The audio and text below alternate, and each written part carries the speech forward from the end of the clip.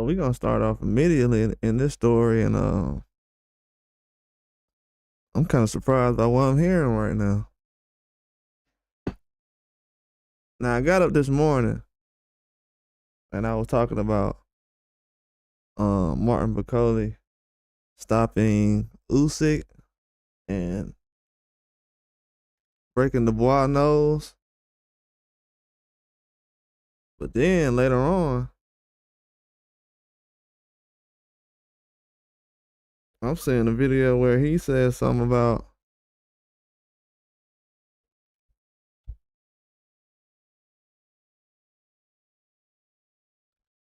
Anthony Joshua. And I'm surprised by that. I'm like, what is him and Anthony Joshua talking about? He's mad at Anthony Joshua about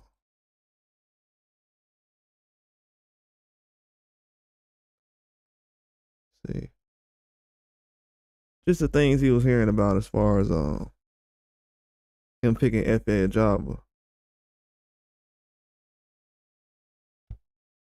Yeah, I forgot. Yeah, he's picking FA Jabba in the fight. And Martin Bakole got mad. He definitely does not want to hear that right now.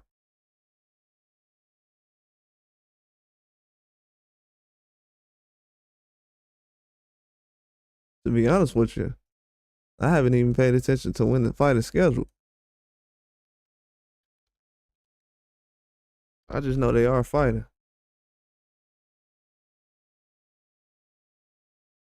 But he called out Anthony Joshua. He said he want to fight him next. He said he been trying to fight him. He been trying to fight Joshua for a long time. He said he broke Dubois' nose twice. And he said that's before he knocked you out. I will knock you out in the first round. Bakole said he'll knock Joshua out in the first round.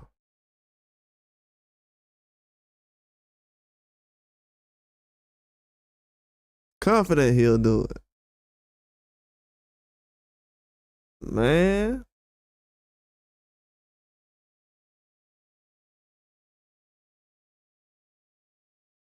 Man.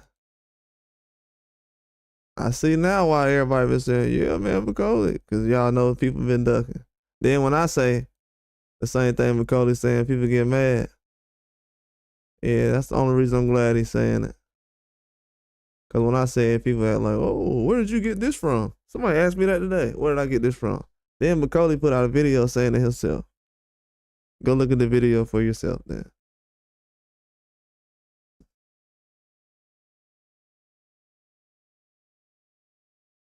Yeah, broke his nose twice. I had put a video about it this morning because I had just, was going across some things. I knew he broke the Dubois nose, but as far as the Usyk thing, I don't know. I don't think I remember that. So they saying he stopped Usyk. He broke Dubois' nose twice.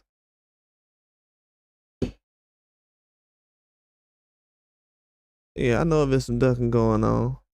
They be mad when I say it though, so I'm glad Bakole said it. He said it right after I dropped the video. The video was dropped.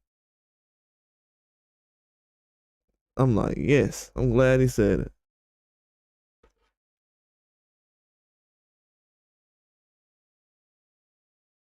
I don't know why people think I be lying. They asked me for the receipts. I'm glad he dropped the video. Where is it? Let me see if I got it.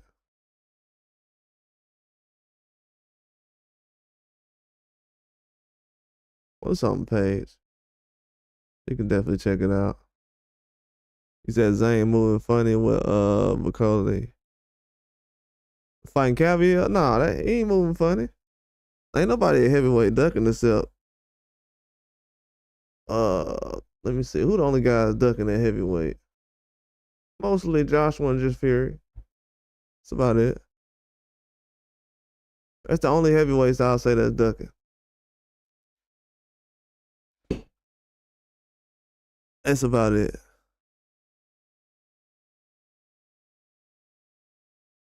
I already did it. It was a couple of days ago. I was the first one to do it. Man, I was the first one to really do those. I already did that a couple of days ago.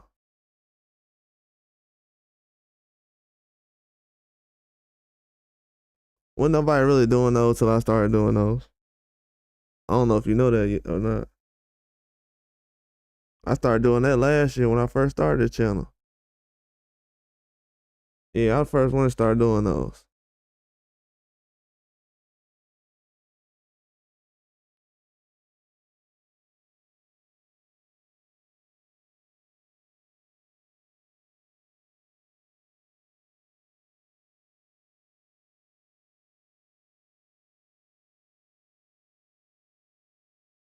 Yeah, I had did a whole thing. I took a poll and everything. I do it every year.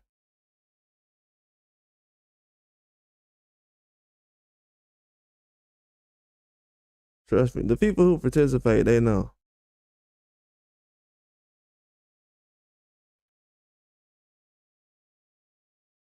You know. There's some people on here that just like the polls.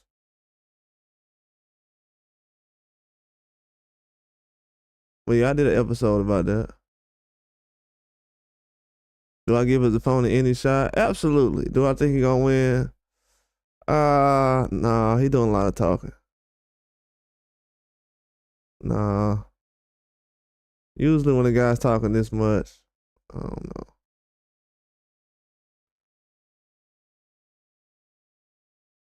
It might be like I don't know. I don't. At first, I was kind of giving him a chance, but uh, I don't know. I don't think he's a very good inside fighter, so we'll see if I see something, but we'll figure it out. I might do a show about that tonight or something like that.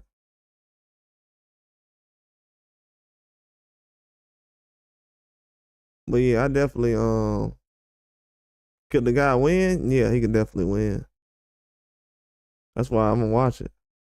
Yeah, he could definitely win to do the threat. It's gonna be a good fight. Regardless, it's gonna be a good fight. I'll just say that. It's very watchable. Yeah, I think the guy is like a bronze medalist or something like that. So yeah, he's definitely legit. He's coming to win. They know each other. They don't. Hey, these guys are friends.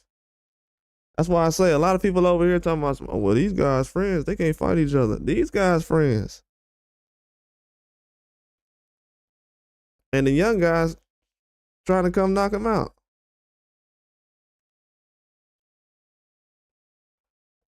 I don't know if everybody's seen the face off, but them dudes were saying some real stuff in that face off. Yeah, hopefully, man. I ain't gonna guarantee that, Ja get past him, but I'm giving him the chance. You know what I'm saying? I think he will. Right now, I'm more so thinking about, is it gonna be by knockout or could it go the distance? But I don't know.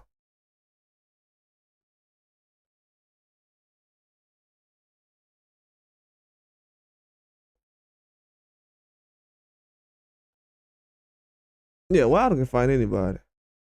I think when he comes back, I think it's gonna be by KO. He said he been fighting with a broke arm, so that's enough for me to. The people who don't believe him, that never do believe him. I don't even know why they still check the news for Wilder. But as far as me, somebody who's been following him for years, I know what time it is. If that's true, and it is true, if he said it, absolutely take it to the bank. We seen Tyson Fury ain't looked the same since he fought Wilder, so guys can get away with what they want to get away with, but you ain't gonna be the same when you get back home. Whether people can say what they want about Wilder and Fury and what Fury did to Wilder or whatever, Fury ain't been the same since he was in the ring with Wilder. So the referee probably ain't do his job the right way. But Wilder sent him back home different. He ain't the same. He got a little limp to him, don't he? Something like that. So, them 3 fights, it definitely ain't, it ain't been the same for him since. It's gonna be that way for a lot of other fighters too. They gonna get away with a lot of fights and using this and PED that, but once you start getting about 4 or 5 fights into what you're doing, you ain't gonna be the same. Dudes can't cheat their way through a career. It never works.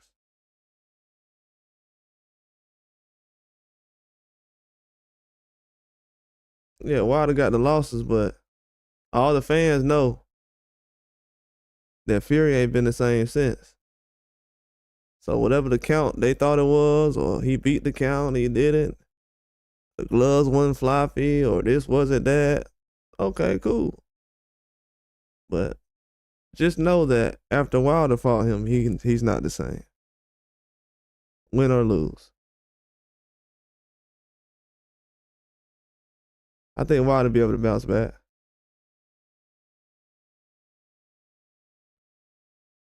I think a lot of people need to start paying attention to information though. I ain't talking about you, I'm just talking about overall when they thinking about. Yeah, Wilder versus Francis, that's the fight they thinking about. But yeah, I never thought about it that way, but that's the way people do need to think about it. No matter what they say about Wilder, he sent Tyson Fury home different. He was in a few car wrecks when he was in the ring with Wilder, whether they say he can box or not. It ain't no other fighters doing that. They pity-patting and hugging with these fighters and doing long hugs after fights. I want my boxers to be warriors. They ain't hugging nobody. Ain't no friends.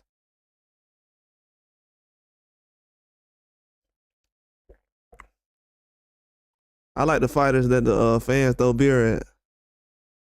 Those are the ones I support.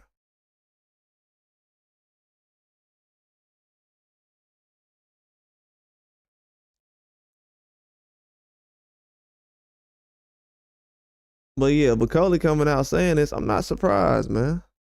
I'm not surprised. You put some good talent in the UK and mix it in with all the heavyweights they got right now. And just because Dubois got his nose broke twice, that don't make me look at him different. I still think he's a dog. Still think he's a dog. But yeah, I like that Francis and Wilder though. That's a good fight. I want to see it. I don't know, man. I don't take anything away from Joshua, but that Francis and Joshua fight looked different. It looked weird. That fight looked weird, man.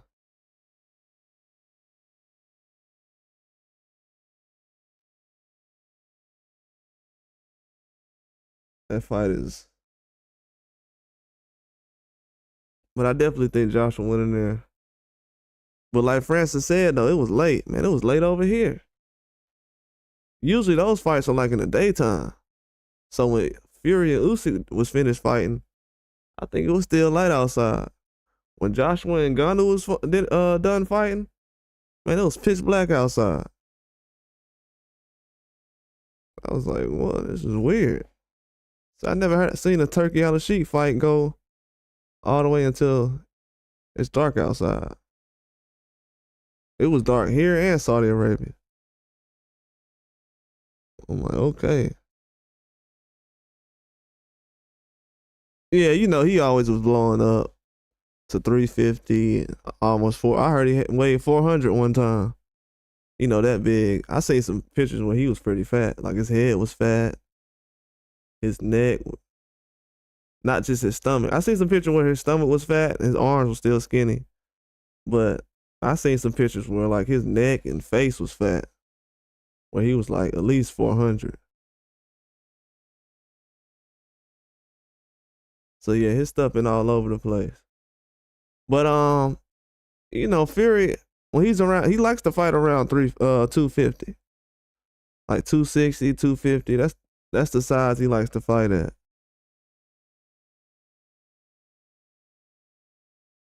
But he likes to have the advantage if he can't get you at 260, at 280. I've been telling people that for years, but they try to break down that strategy and that theory like it's something made up. And like I said, man, I've been watching this guy for years. I know what time it was. Put that weight on. He tried to lean on the man. Everybody's seen it.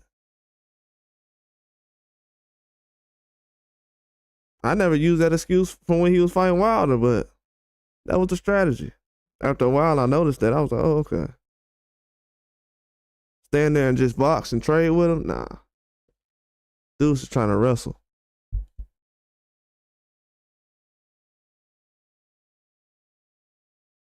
So I was like, oh, okay. That's when I seen fans glorifying hugging and all the other stuff. And, boxing been a little weird since then, as far as the way I look at it. Like, dang, we glorifying hugging now? Okay, cool. Then when Haney's hugging Ryan Garcia because he got knocked down a couple times from what happened, what we find out to be now a PED fist, people was complaining. Oh, he's hugging too much. They trying to save him. Like, wow, okay. What you think Tyson Fury was doing when Usyk was knocking him around the ring? He wasn't trying to hold him? What are we talking about?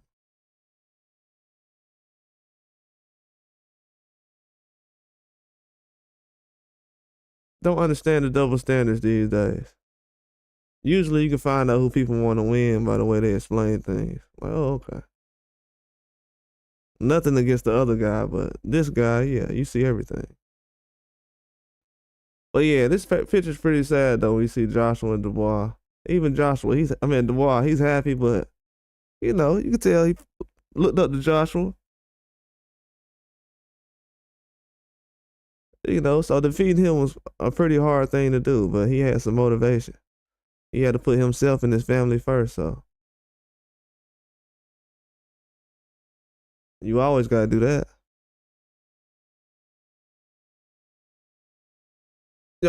He said I think he wanted to. Oh, not wanted to, he did. The second and third fight, yeah, he put on 20 extra pounds, like 20, 30 pounds.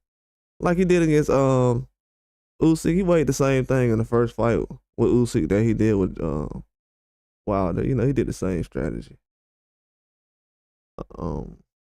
He said Joshua versus Fury. I'm going with Joshua in that one. Yeah, I was gonna go with Joshua.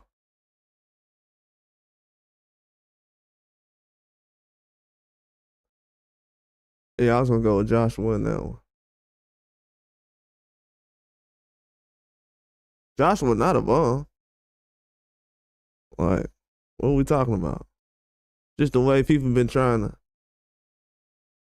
We'll see, man. At this point right now, I'm not trying to convince anybody. It's gonna happen. So,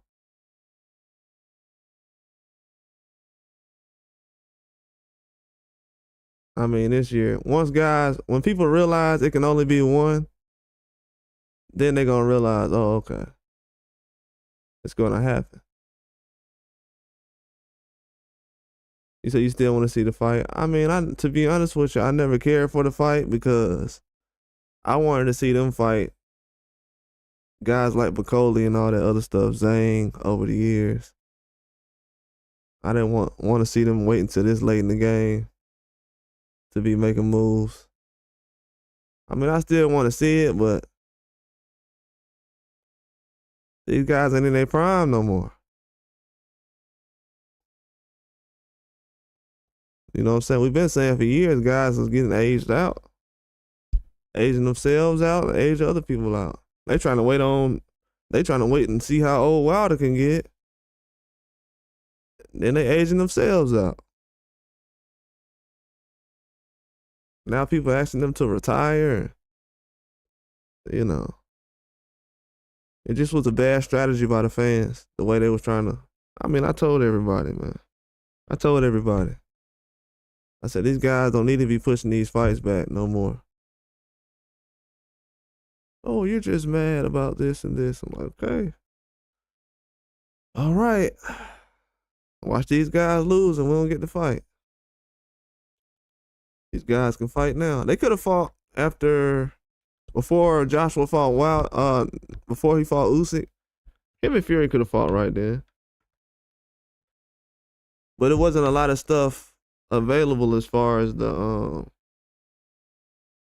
stadiums and the arenas or whatever. You remember they still had shutdown going on around the world, so they didn't want to try to make a fight that big during that time. You know what I'm saying? A lot of people wouldn't be available. It just wouldn't be the same. You know what I'm saying? As far as being able to have festivities outside the arena during that week, it just wouldn't have been the same. You know that. But for them to, Usyk ruined the plans, man. He just did. They couldn't take him down. Nobody could. Then Joshua waited so long, he got out of rhythm. Oh, he is. He coming back on the 14th. That what's up. Yeah, he needs to make a move. Yeah, he gonna stay active. It's gonna be some motivation for him. I seen him in the gym recently. Jerry Anderson was doing a good job in the fight, man. It's just Sugar Hill sucks. You know what I'm saying? So it is what it is. I can't really give him a full evaluation like everybody else is doing because I knew how trash Sugar Hill was in that fight. So I think that's the only fight he had with Sugar Hill.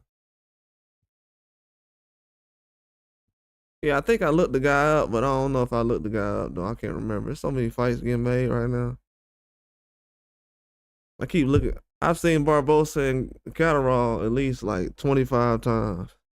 Every time I see it, I'm like, do I know about that fight? That's how many fights getting announced.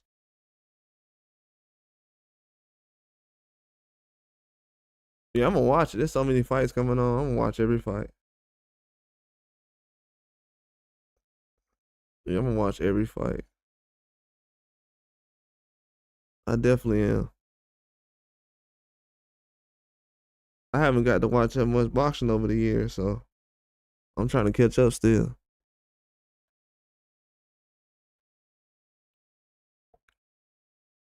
He said Catterall should be getting a title shot right now. Uh, Let me see. He had beat Regis.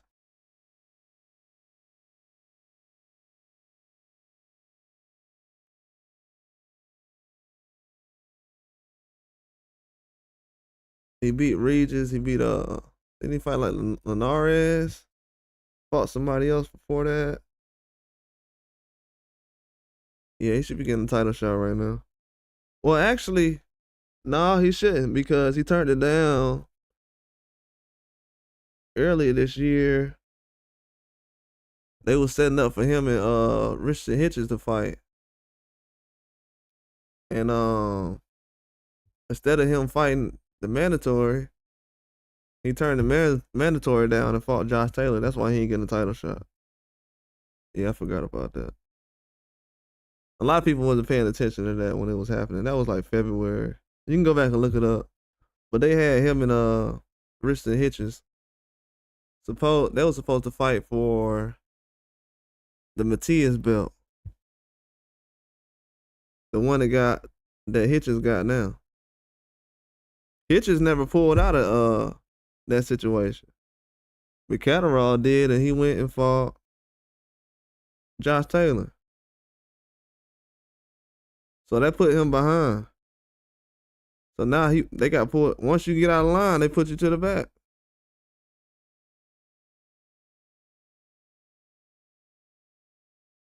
Yeah, I even said that in the video I dropped. It was like February. Something like that. 2024.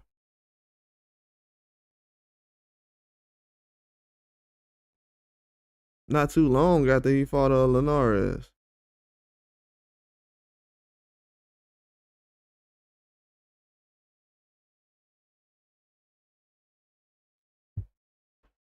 But yeah, man. So Bakole's over there. So he just stopped Usyk. They say he stopped Usyk. He said out of his own mouth that he broke Dubois' nose twice. And he's mad at Joshua for picking F.A. Ajagba.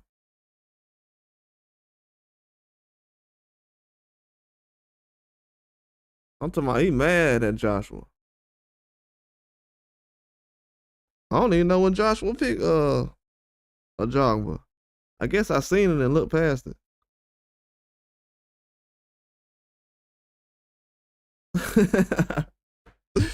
He was mad. Is that one that Bakole stopped Usyk to the body? Uh, in sparring, yeah, most likely. Yeah, most likely. Tyson Fury ain't got no. Tyson Fury can't take a body shot either. He worse than Usyk.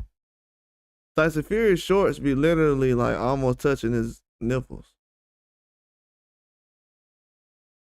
You know what I'm saying? The dude's legs ain't that long.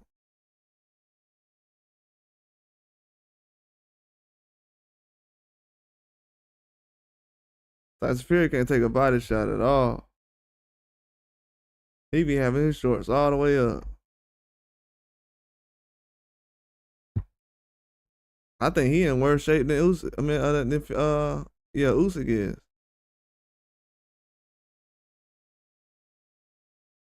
Yeah, a lot of people were hyping up Frank Sanchez. I like Frank Sanchez against FA. I definitely picked him against FA, but I didn't think he was as good as everybody was hyping up. I definitely didn't. I saw the flaws already. Shoot, I grew up watching nothing but heavyweights all my life, so I guess that's why I can look at heavyweights so well and easy to kind of break them down. But I knew Frank Sanchez was definitely overrated. He ain't got that much, and he almost got stopped last year. I think it might have been on Spence Crawford card or something like that. It was one of those cards. He almost got stopped. Yeah, almost like an umbrella, man. That's why he had them little things on there like that, so it won't look like regular shorts. If he had regular shorts on and it was up that high, it would look weird. Yeah, he's a smart guy. He know what time it is.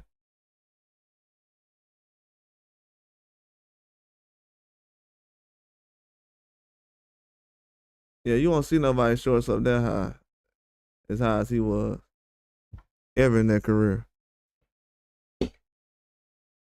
The stuff this dude gets away with is people don't even think about it. It's 20 illegal things going on.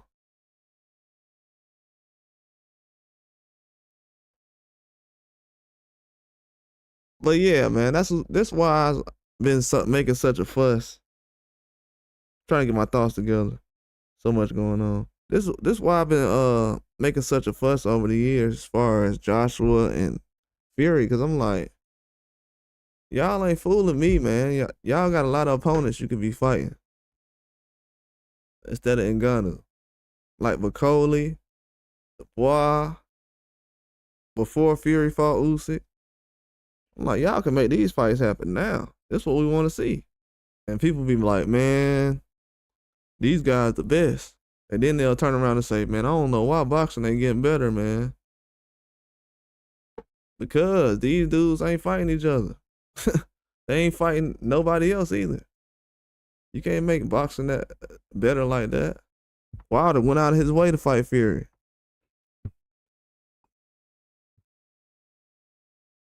Had to let the man walk out first. I mean, walk out last, even though he didn't have a belt. Come on, man. Then everybody started acting all weird. Well, he's jealous of Fury. What? Get out of here. Y'all sound ridiculous. Dumb. Ruined a good storyline for likes.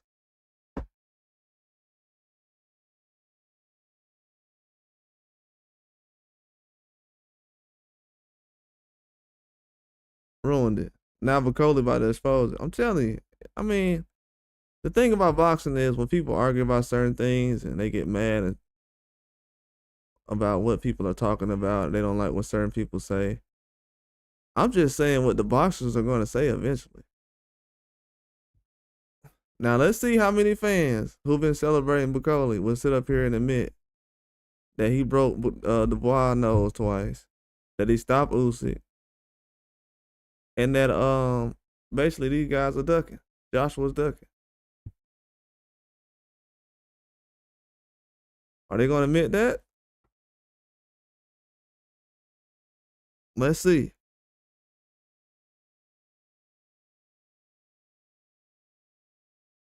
Cause if he's been ducking, that don't mean that Bakole was the only one that's getting ducking. Now other people been getting the same kind of treatment. So who else being ducked?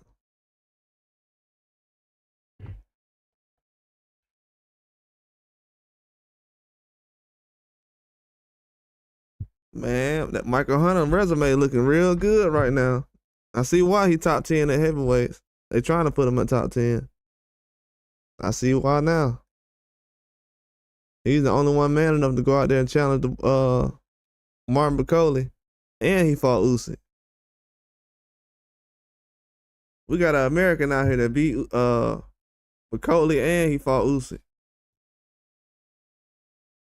One of the toughest fights, if not the toughest fight Usyk done had.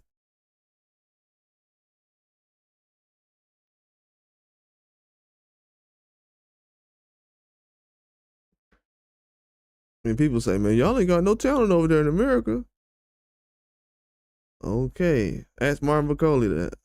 The only person he lost to was an American. That's why I be like, man, why people be saying this stuff?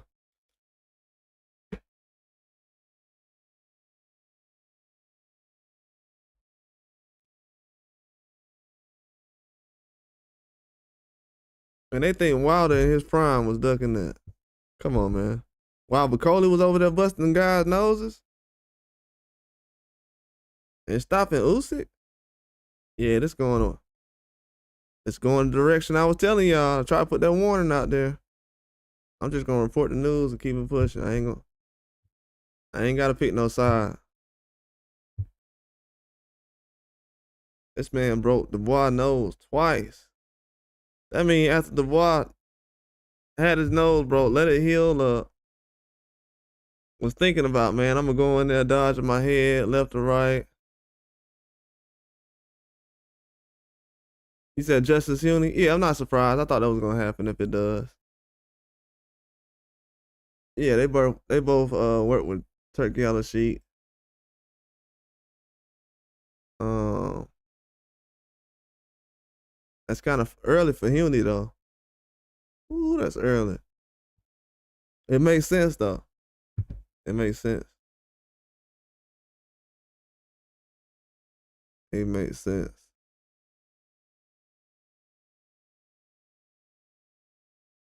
Yeah, if that's the rumor, there's definitely some truth to it. Yeah, it makes sense. I was thinking about that fight. Yeah, Justice Uni, he got some hands, man. He got some hands. He ain't got the power like Moses does, but he can box. He a skinny guy trying to come up in weight. Moses not really a skinny guy.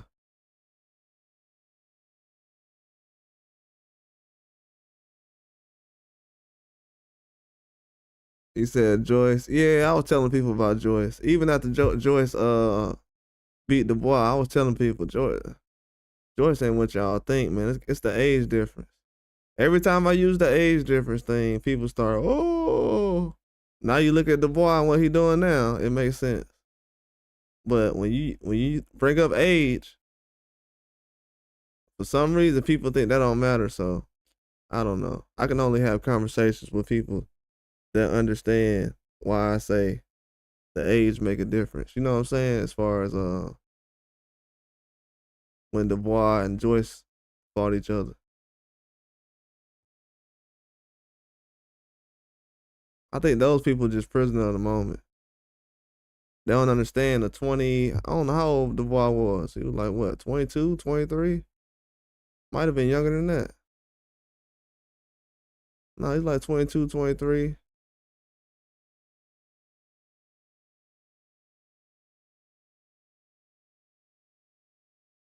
Yeah, so I don't know why they thought he was ready for Joe Joyce and he was a finished product. That's why I'm like,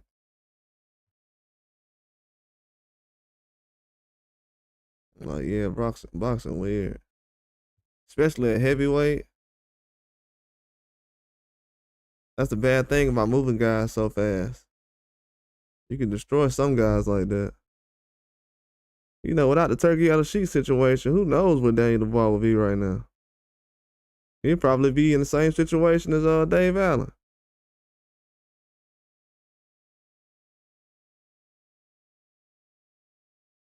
That's why sometimes these other guys they don't really fight top competition.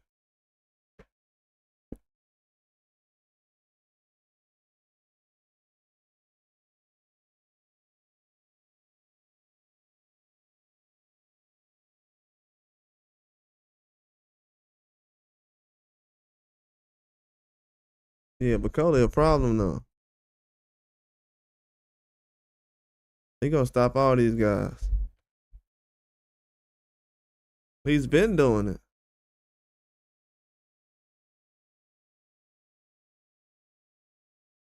He says how the fight's finished verse. I don't really pay attention to stuff like that, to be honest with you. Guys getting stopped.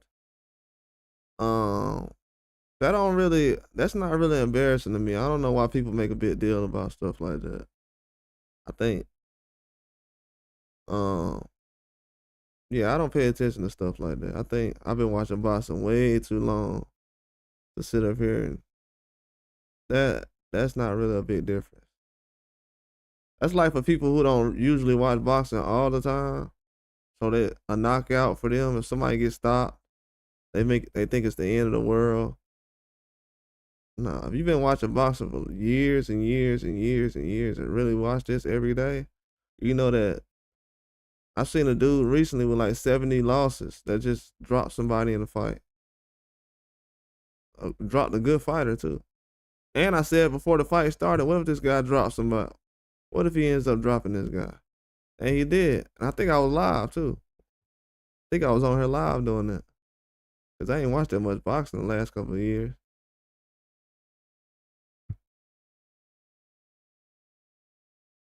But yeah, I don't never say that. Have you noticed like on this channel, I was doing videos when Usyk knocked out Dubois.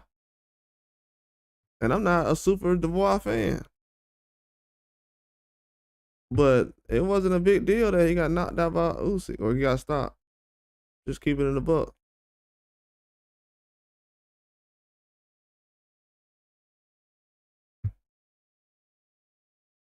That's heavyweight boxing. These guys ain't been fighting each other like that. That's why it looks weird right now. Everybody's supposed to get knocked out in heavyweight boxing. If you ain't got no defense, you throwing haymakers. That's why I say when people been thinking that Wilder been doing over the years, they've been thinking that's easy. Sure, okay, it's easy. Let's see these other guys do it. See these other guys, they get one tough opponent, and it's the end of the world. These dudes are shook. Like they're not really fighting tough competition. This dude Wilder jumped in the ring with Fury 3 times without nobody even asking him to do it. These guys, they gotta get ready for a Fury fight or Usyk fight or Dubois, Bakole. Oh, I gotta get ready. Man, they ain't ready for this type of stuff. They gonna start beating each other. That's the only thing that's gonna happen. It's not gonna be no just one main guy. All of them gonna beat each other. Watch. And I like that in boxing, so I'm gonna enjoy it. But I know everybody's trying to pick a favorite and everything else. All these guys gonna beat each other. It's gonna be somebody that can beat Joshua, Dubois, Usyk, Bakole. But the guys who can beat Usyk, the fans they gonna ask for because they don't understand what's really going, what can happen. I'll just say that. The only opponent they think can actually give Usyk a tough fight is Dubois. So they don't got no options for real. They don't know who can beat Usyk right now.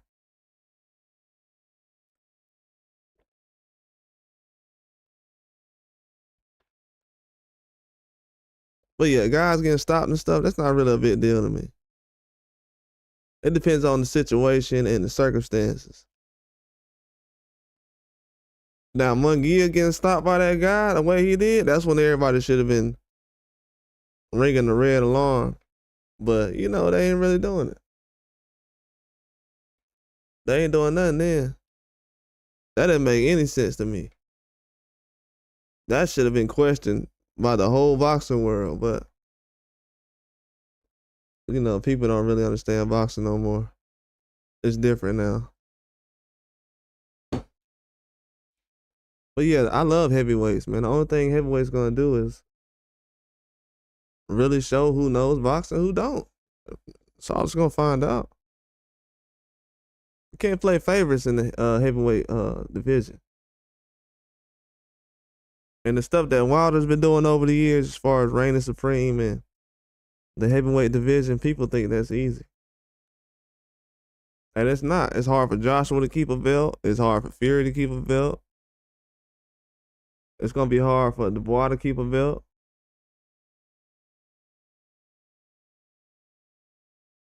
Usyk, he's doing a good job right now. But they ain't matching him up with the guys that can really get him up out of there. And that's what boxing fails at. They trying to set up guys with Ngannou when they need to be focusing on trying to set somebody up for Usyk. That should have been a real strategy. They put Dubois out there after he just had an injury. I'm like, this is the guy? Not saying that he couldn't do it, but he wasn't 100%. You could tell. And I feel like they blew a chance doing that because they could have waited and had him and Usyk fight later. Like around, what was the day of reckoning card or something like that.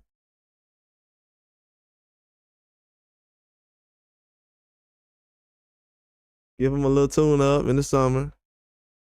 A little small fight, close to the time he fought. Come back day of reckoning. I mean, Joseph Parker fought a lot of times that same year.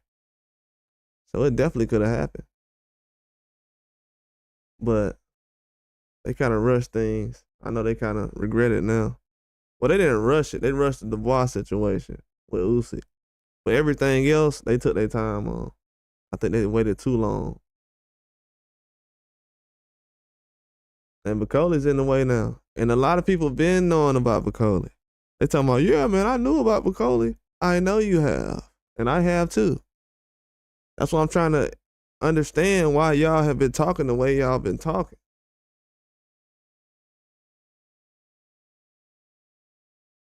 When nobody asking Wilder to get in the ring with Bakole, because he would have did it. That's why I can't wait till he 100% healthy. I can't wait.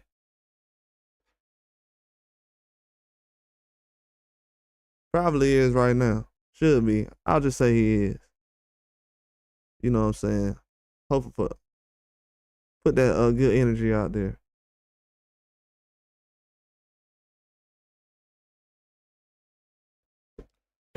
But yeah, man. I know a lot of people been thinking, man, yeah, man, we got Wilder out the way now. Yeah, and okay. Try to pick up where he left off and fight all these guys. Oh, it ain't as easy as y'all thought. It's not easy. Bakole's like, I broke that guy's nose, I stopped this guy, and Joshua ducking. The heavyweight division is gonna be tough. And I'm glad. Other divisions need to get that way, but we'll see, man. They ain't trying to move like that now. They ain't trying to move like that right now. It's a setback.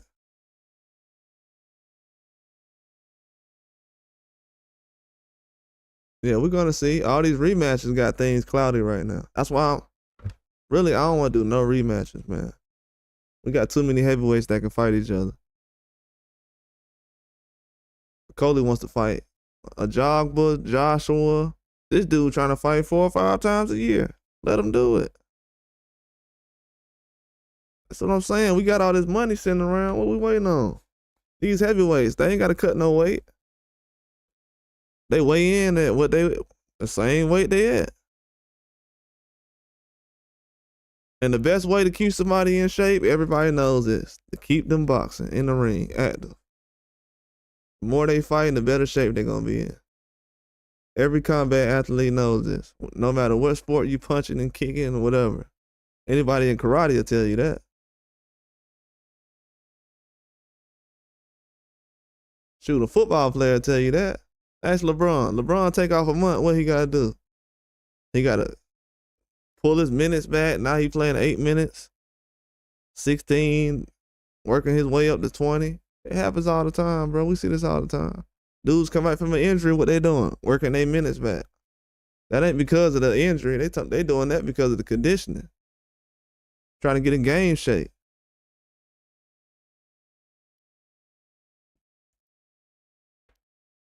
But yeah, I love the way things have gone in boxing now. And it's gonna be like this in every division.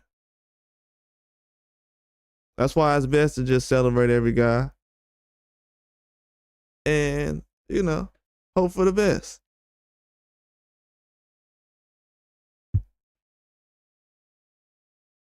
But for everybody to be running around now, like, yeah, Bakole will knock out this guy. You should have been saying this about Joshua and them, like I've been saying. And now he's saying and ain't nobody paying attention. These people are playing sides all the way. They trying to put Bakole on American fighters and all that stuff. Man, he been kicking y'all butt over there too. Well, why y'all trying to sick him on us like he a pit bull or something, like he a dog? I've been saying this. He whooping everybody butt. Shoot, we the ones that been fighting him. Didn't Michael Hunter beat Bakole? We the ones that been fighting him over there. I don't understand that. We've been fighting the man, and we ain't getting the credit as being tough and trying to fight everybody. But they making it seem like all these other guys getting ducked. Like, yeah, man, guys is ducking Joshua. Ain't nobody ducking no Joshua fight. Who turned down an Anthony Joshua fight? If you think about that now and look back, that sounds dumb. And they only said that about one guy. Everybody else, for some reason, ain't turned down an Anthony Joshua fight. And I don't even know if I said Fury turned it down. I don't even think I said that. Man, I don't even think I said that about Fury.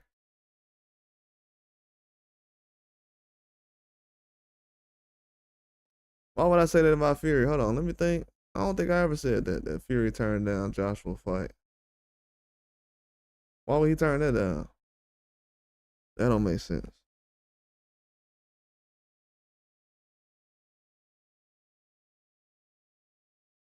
Shoot, they been getting beat up by him already. Hey, the promoter's scared to put him in the ring. I don't think it's the boxers. The boxers already fought him. Promoters ain't trying to get in the ring with him. I mean, they ain't trying to put him in the ring. That's the problem, allegedly. Yeah, they already fought him. He broke Dubois' nose twice, so that means Dubois want to fight him. He stopped Usyk. But Joshua, for some reason, somebody else saying that Joshua ducking again. That's the only thing that I'm trying to see if everybody gonna acknowledge that. Because over the years, people have built YouTube channels saying that people were ducking Joshua. So I want them to be responsible, and I want to hear their voices on this subject.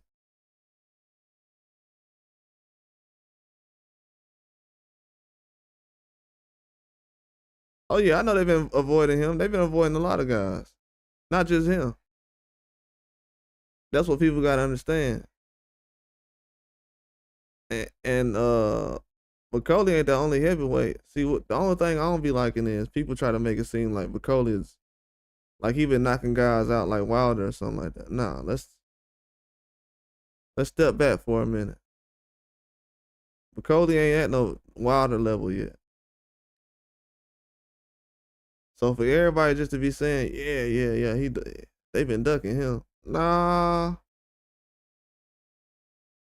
everybody ain't been ducking.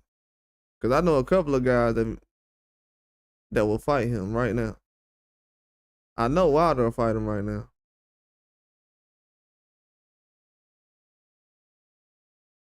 It's just the usual guys that's ducking him.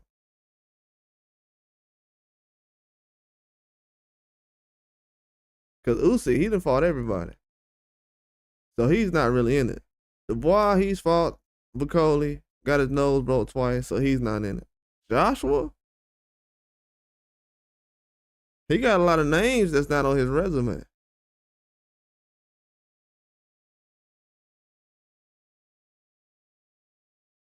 So now we're gonna see a lot of people putting pressure on him that should have been put on pressure on him probably 2 or 3 years ago. 4 years ago. See, they let him skate by saying, no, it's Wilder, it's Wilder. Okay. So now with Bakole, how do I know that he's not lying like everybody said Wilder was lying? I mean, Joshua has fought Dubois, so why would he duck Bakole? I'm just saying this. I'm using this as a example of what people were saying the other way around. You see what I'm saying? That's why I didn't like when people did that. I'm like, why are y'all sitting around here saying somebody's ducking when they just fought Tyson Fury? How can a guy who's asking Tyson Fury to get off the couch to come fight me is ducking anybody? And this man's not being held accountable. If they would have started right at that time when they were saying that hey, Joshua needs to fight guys like Bakole, this guy, that Zane, all these guys, right? He would have been fought Bakole, but they ain't been putting the pressure on him. So it ain't no other people that Bakole ain't fought that he couldn't have fought. He could have fought Usyk, but Usyk got other people he got to fight already. He was already fighting Joshua, Dubois, and Fury recently, so he couldn't make no room for Bakole just to jump in there and be like, all right, let me fight him real quick. It wouldn't make no sense. It wasn't the money fight and everything else, and he's already been fighting certain guys. And Dubois, he's been fighting tough fights. But Joshua, he could have put Bakole on his resume.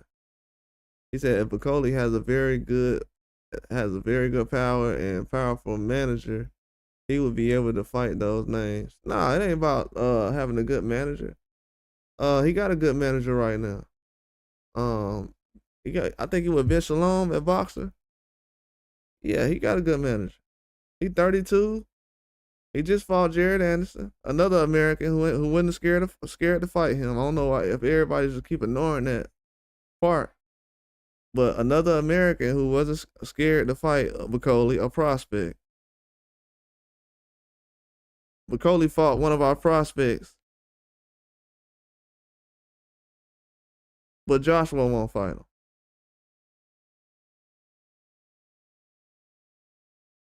You see what I'm saying? And Bakole ain't got his rematch back from his loss. So I really could say to him, hey, why you ain't rematching the guy who beat you already? So that's why I can't go too hard on the ducking, because what if the guy comes out and says right now that Bakole not trying to rematch him after losing? Then everything he said about Joshua just ain't gonna matter. It's gonna be like, oh, okay. But you're kind of doing something similar, actually worse.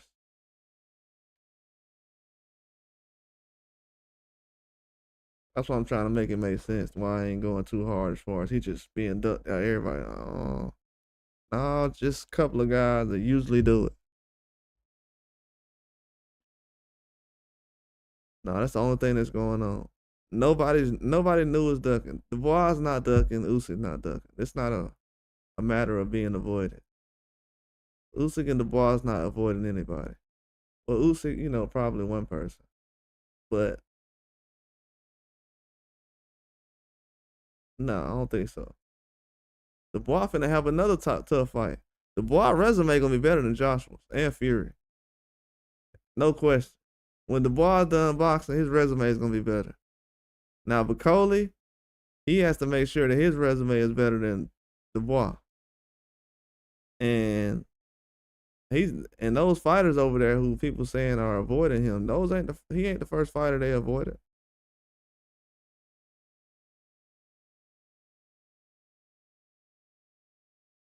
Shoot, this guy's still avoiding fights with Wilder right now, even after he went the distance with Parker. He got knocked out by Zane. Well, stopped. He didn't get knocked out because he was still standing on his feet. And got up before the count.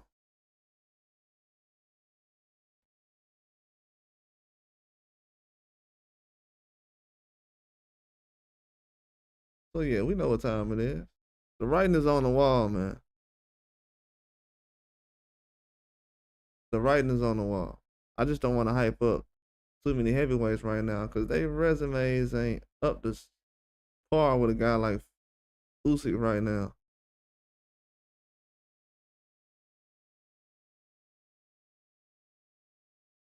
You know what I'm saying? The Jerry Anderson win for Bakole was good, but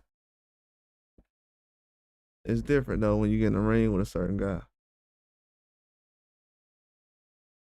I don't know, man. I don't know what bro at. I don't know. He wanted me to block you though. If you ask him.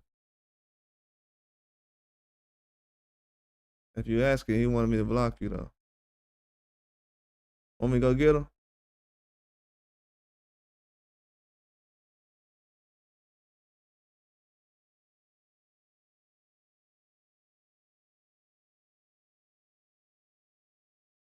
Nah, he wanted me to block you. But nah, I don't know where he at though.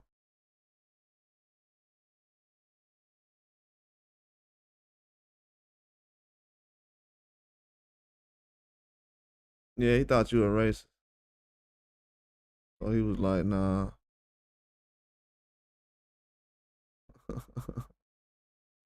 you still here, so you know.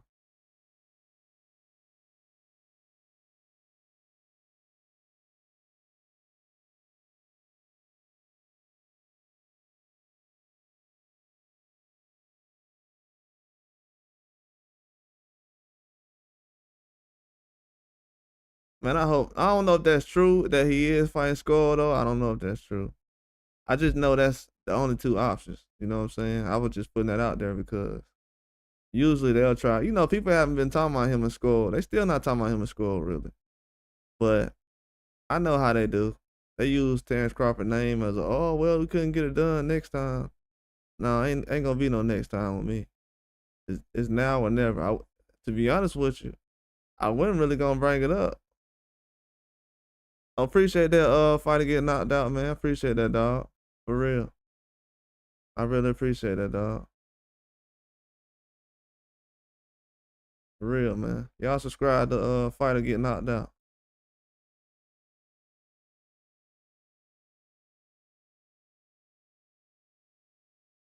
You said his fans call him 2-time undisputed. To be honest with you, I'm being real, bro. Like the only reason I be going hard on Canelo like I do, because it shows how much people don't actually go in on him like that. Like we really be chilling. It's so much that we know about him that we be chilling for real. Like people don't understand that. This generation of people who cover boxing, they don't do these guys the way they was doing Floyd or even Manny Pacquiao. Bro, we was not letting Manny Pacquiao relax at all. Like he was fighting tough fight after tough fight. You got to realize Tim Bradley was considered an easy fight for Pacquiao to casuals. You know what I'm saying? I was leaning towards Nika, but man, I went ahead and went with Apatai. I don't know if it's gonna be a knockout though. I'm gonna look it up. I'm probably gonna do a show about it tonight. I'm gonna look at some things and see. I can see how good Nika inside fighting is. I gotta see how good his inside fighting is. It's gonna be an inside fight. It's not gonna be on the outside like that. So if it's on the outside, then Nike he got a good chance of winning. But if it's on the inside, I think Apatard gonna be able to get him up out of there. Nike he kind of nervous now. He doing too much talking. Be real with you. Then they know each other. They friends, but they trying to take each other head off. So yeah, we got guys who are friends that's fighting. Like Australia's not playing right now. Oh, you are? Okay, well, I'm definitely tune in then. I'm gonna tune in. Bet. I'm gonna definitely tune in. I think I watched one of your lives before.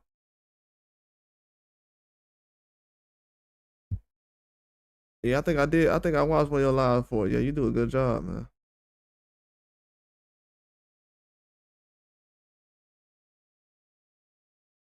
I couldn't see the thumbnail. I think, yeah. Yeah, I seen one of your lives before. Yeah, you do a good job. Yeah, you probably do the best blow by blow I done seen as far as the fight commentary. Yeah. Yeah, I know what channel you is now. I had to think about it.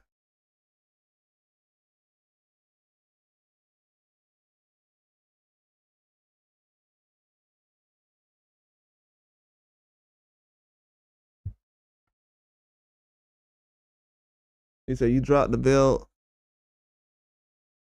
Oh yeah, respect, man. I forgot. I ain't know what channel you was. Yeah, I seen that channel before. Yeah, you do a good job, dog. For real.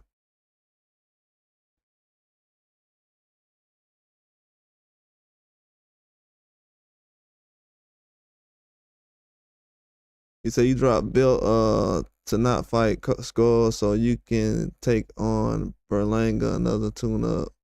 Now you double back to fight Skull. I don't think he was doubling back. I think the IBF was gonna do what they was gonna do regardless, because they've been letting these guys get away with so much, especially with the Charlo and Baccarat situation. That's why I was saying something about it last year between Charlo and Baccarat. I had made probably the longest videos I can make. But I was saying, man, this Baccarat, Tim Tszyu, and Charlo situation looks weird. I was like, why are these guys? I was like, so Tim Tszyu and Baccarat is a mandatory for the same belt? You know, that was weird. Tim Tszyu and Baccarat was a mandatory for the same belt.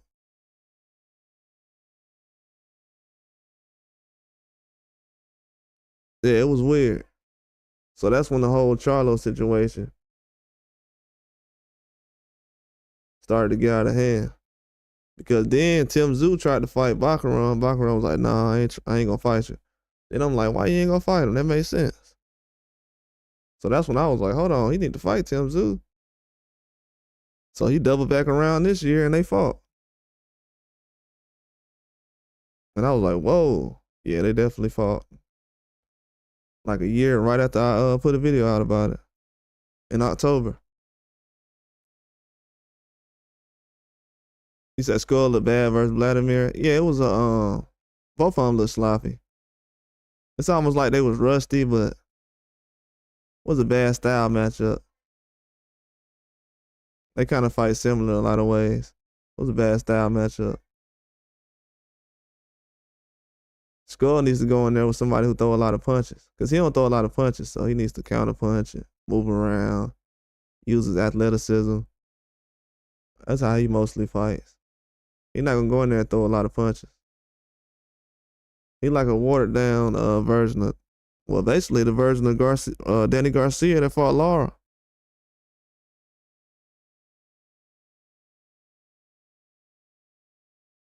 But yeah, I gotta check out this Apatard Nike fight. I'm probably gonna do a prediction video since everybody wonder.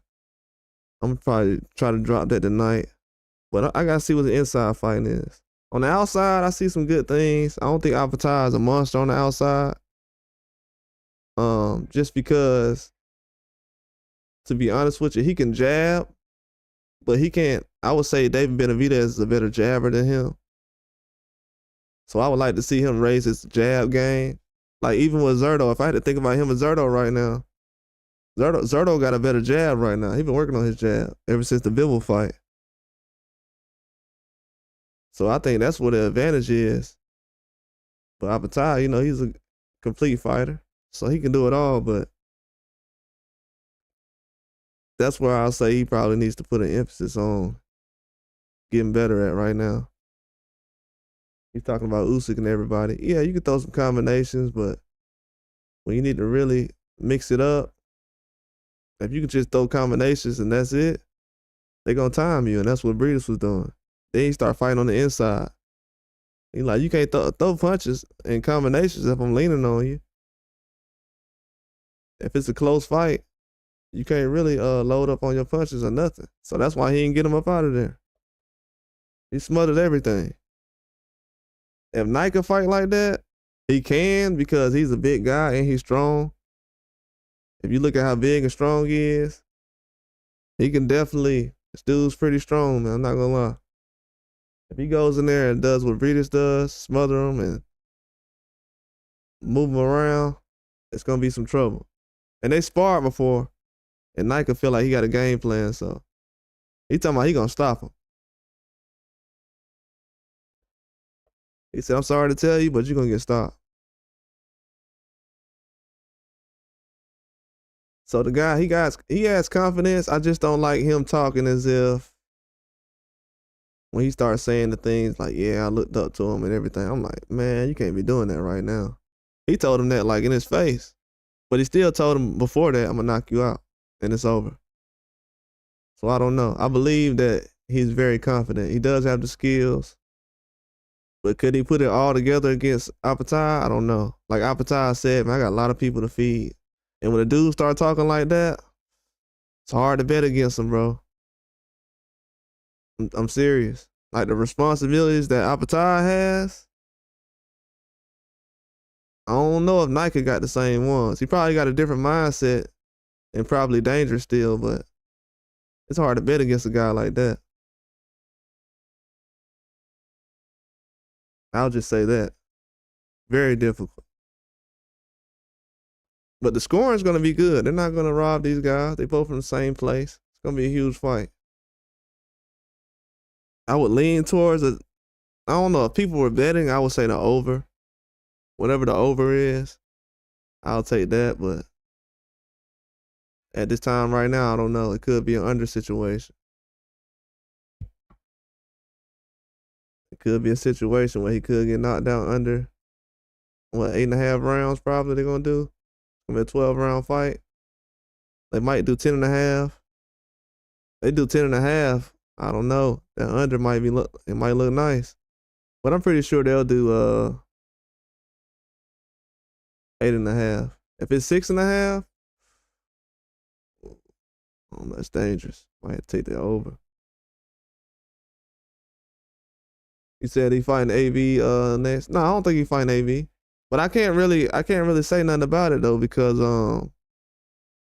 Ryan Garcia was about to fight AB last year. So if Ryan Garcia would have fought AB, I would have had to basically go off on that fight, and everybody would like that fight. Conor Ben was trying to fight AB last year. So if I didn't go off on that fight. So if I go off on this fight, I would have to go off on that fight. Who else tried to fight AB? It was somebody else. I forgot. But yeah, everybody tried to fight AB. So if I go out here and just go off on AB right now, I mean Devin Haney. Devin Haney, Devin Haney don't owe none of these fans nothing, man. Devin Haney, he can go out there and fight a prospect right now. I wouldn't care. Because why should somebody you don't support or you don't feel like that's good, why should they care about him? I wouldn't care who he fight. That's real talk. I'm being real honest.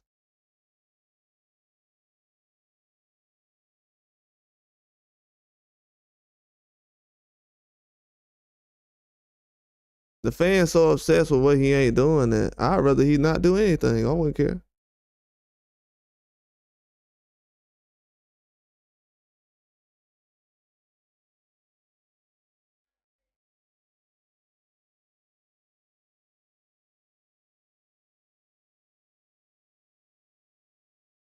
There's nobody else out here. Let's keep it a buck. Ain't nobody out here until he's get called the face of boxing.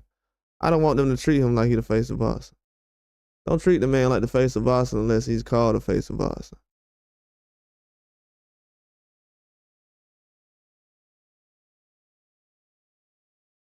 Yeah, Devin Haney ain't never took no terrible fight though. Devin Haney resume better than all these guys, and people still been complaining.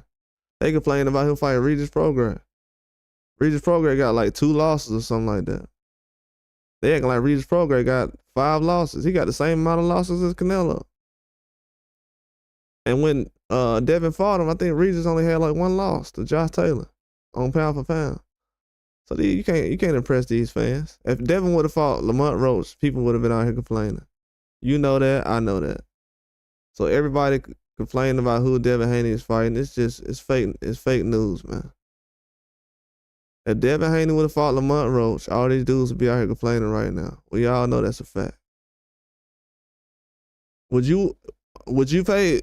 So would you watch Devin Haney versus Lamont Roach on pay-per-view? So they gonna complain regardless. I want them to show these other guys that energy as far as not liking these fights. That's why everybody can see through it now. We like doing the John Cena thing. We can see right through it.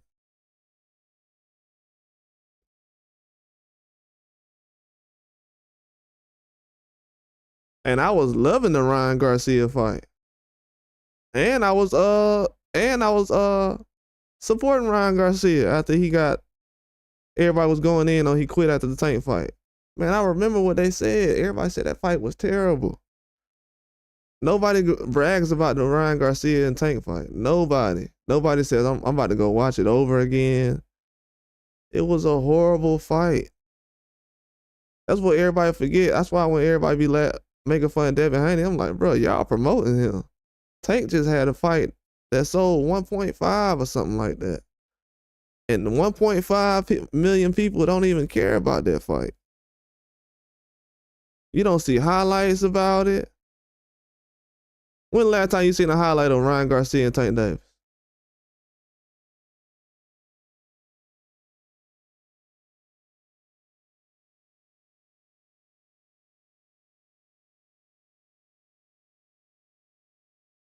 No, I'm asking Porco. When the last time you seen a highlight of Ryan Garcia versus Tank Davis? A fight that big that sold 1.5 million in this era of boxing. When the last time you seen a highlight of Tank and Ryan Garcia? Just a short video or a highlight.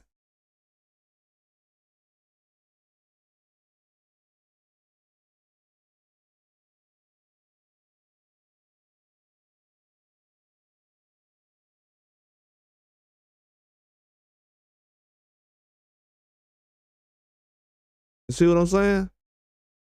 Whatever that fight did, Devin is bigger than that.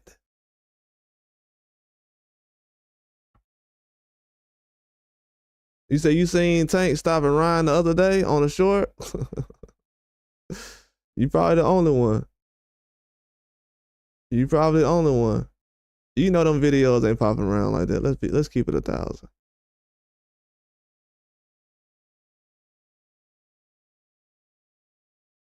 Let's keep it 1,000. You know everybody ain't watching that fight back. If you watching shorts and fights back on that, you the only one. Ain't no short video of Tank Davis and Ryan Garcia floating around to the point. That fight sold 1.5. I'm seeing more Muhammad Ali clips than I'm seeing of Tank Davis versus Ryan.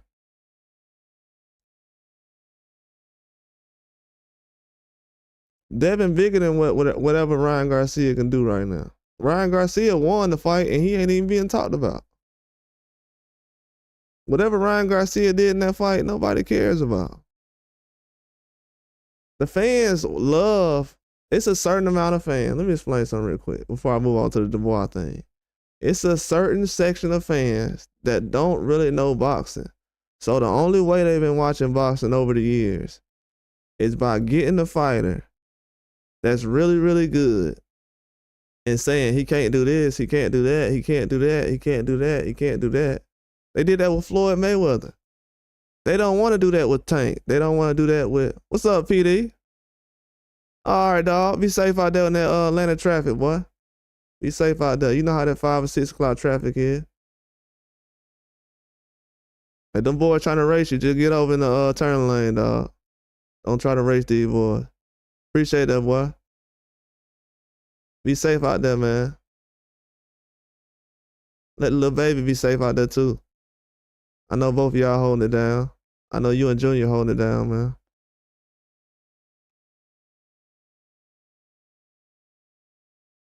Okay, that what's up. Whole Foods, eating healthy, that's what's up. Bet.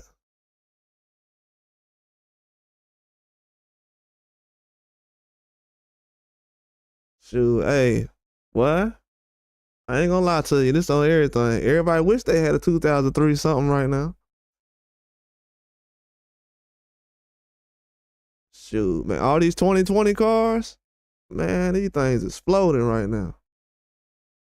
You driving a dime piece right now.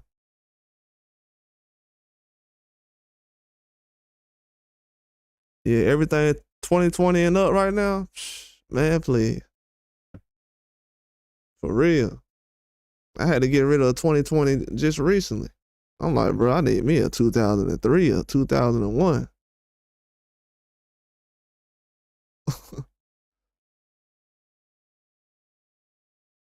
You said Dale shouldn't have gave up the belt. I don't think he gave up the belt. I think he in recess.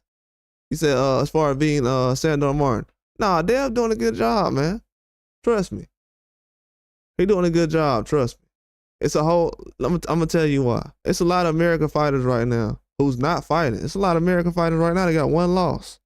And they ain't had a good fight in 2 or 3 years. They've been active. They only got one loss. The guy who beat Bakole, he only got one loss. Well, yeah, he only got one loss. And he went tooth and nail with Usyk. But don't nobody want to fight him. They don't care that he beat Bakole. Don't nobody care that Martin Bakole got beat by Michael Hunter. Earlier this year, I said Michael Hunter the most underrated fighter before Bakole even knocked out Jared Anderson.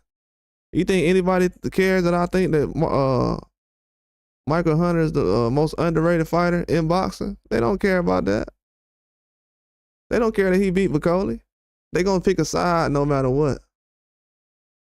They want Devin Haney to beat Floyd, no matter what. No matter if he gets knocked down by Ryan Garcia 50 times. They choosing him, the people. The people that don't like him, don't like his dad, whatever. Teofimo dad talk the same way. Teofimo talk more trash and get whooped and drop just as many times as Devin Haney did. They don't want Teofimo. They don't want Ryan Garcia. They don't even want Shakur Stevenson right now. They do think that Shakur Stevenson is a very elite fighter, though. He's one of them guys they gonna watch like Floyd, absolutely. But the one they want to focus in right now on is Devin. They want him to be the guy. They choosing him. I'm letting everybody know that right now. While everybody kick in and laugh in the background, they choosing him. They want him to be the guy that's gonna carry boxing. They didn't talk about this guy for a year straight, man. A year straight. I'm talking about straight. No matter what has happened in boxing. They choosing him.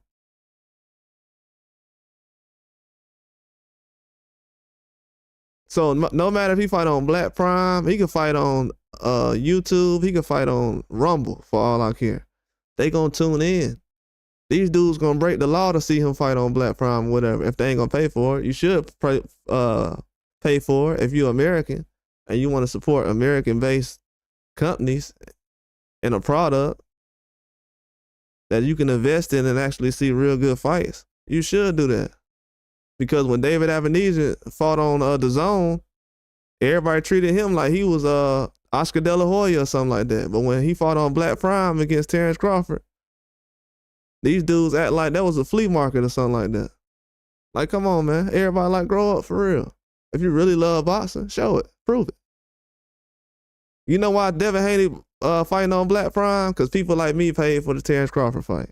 That's why I was smart enough to actually know, okay, if I pay for this Terrence Crawford fight on Black Prime, then my investment gonna turn into Devin Haney in a couple of years. And guess what happened? It did.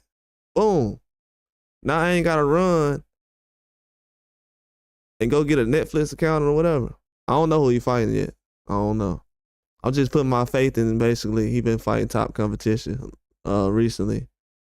I don't think it's gonna be a super home run, but I think with the guys that have been calling him out, he'll be able to find somebody. He's the most called out fighter in boxing. I ain't never seen even Anthony Joshua after getting knocked out. He ain't even getting called out like that. I think it's only a few bucks. Oh yeah. I already know what you're saying, PD. Yeah, I can't disagree with that. I can't tell a man how to spend his money.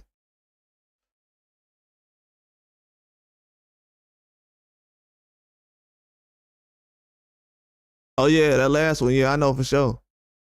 Yeah, I already know. That last one, that undercard, that last one was good too. I ain't think the undercard on that on the Garcia was gonna be that good. That undercard was straight though.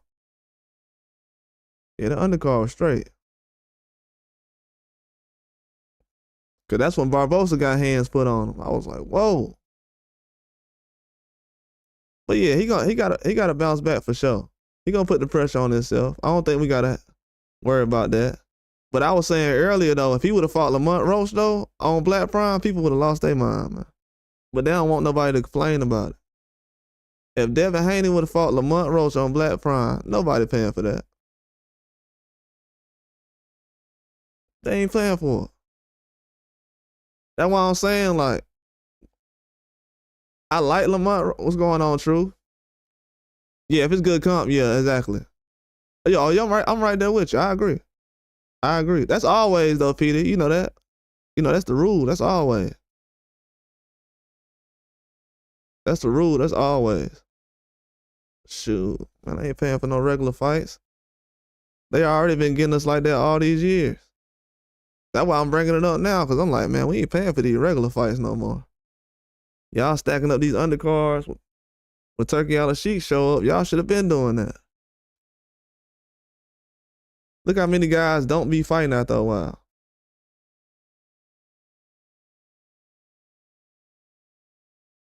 You said Roach 100 times better than AB right now.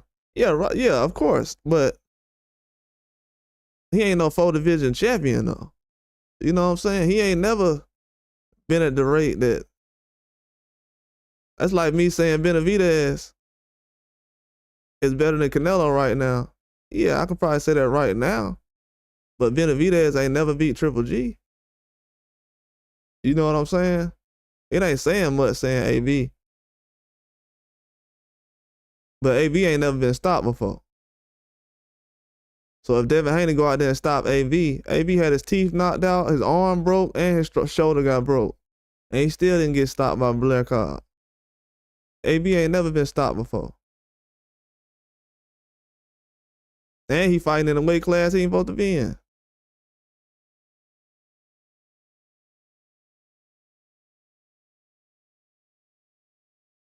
So as much as I can agree with what you're saying, Roach pray to God that he get to the level that AB was at. 4-division champion, something like that? Man, come on.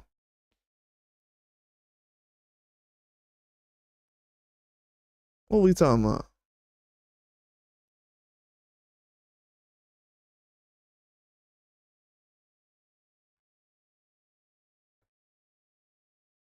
Shoot, Blair Cobb couldn't even get him up out of there. Man, like, y'all don't understand. AB wasn't even ready. That was like a sparring match. They had to force him to lose weight. So all they were doing was getting him to 147 so he can weigh in. He wasn't even practicing as far as sparring or nothing.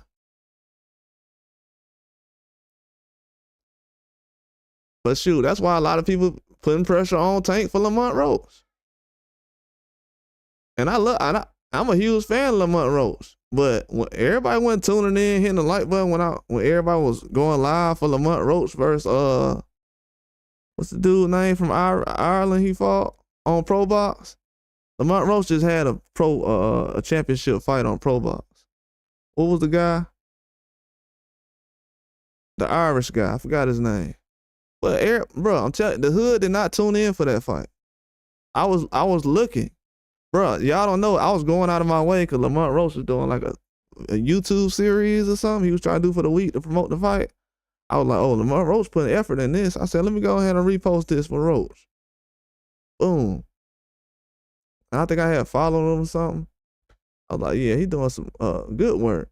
Man, wasn't nobody checking for no Lamont Roach, man. And I like Lamont Roach. Wasn't nobody checking for Lamont Roach. Didn't nobody care when Lamont Roach beat Hector Garcia. Didn't nobody care when Lamont Roach had the first championship fight ever on Pro Box. They didn't care. They wasn't checking for him.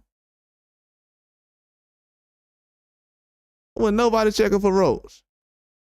Bro, y'all don't know it. I've been mad for all year because people. The reason I started going hard for American fighters is because everybody was ignoring Lamont Roach. Y'all don't even know this. Well, I ain't going in on y'all. I'm just saying, I ain't not on y'all. I'm just talking about the idea of everybody saying like, well, everybody act like they just love Lamont Roach all this year. Man, these dudes ain't been checking for Lamont Roach. Lamont Roach had the first championship fight. PD seen the fight. Truth seen it. But Out of Pal seen it. Oh, Porco, you just showed up, so I don't know where you was at. But man, he had the first championship fight on Pro Box. Ain't nobody check in. I was like, this is an American fight and everything. Ever since then, what they been doing? Going to Ireland to have the fights over there. You remember the guy that just had a fight in Ireland on Pro Box? If they turn around and say, man, we ain't doing no more Pro Box fights in America, everybody gonna be mad, but they gonna say, y'all ain't tuned in for the Roach fight that much.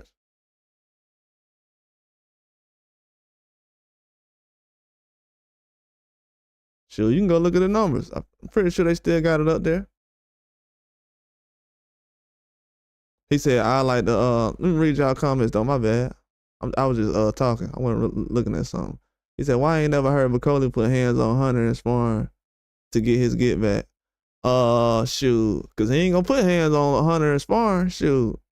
But I will say this, as far as Dubois and Usyk getting hands put on them, shout out to all y'all too, man. Out of Pal, all y'all in the chat, man.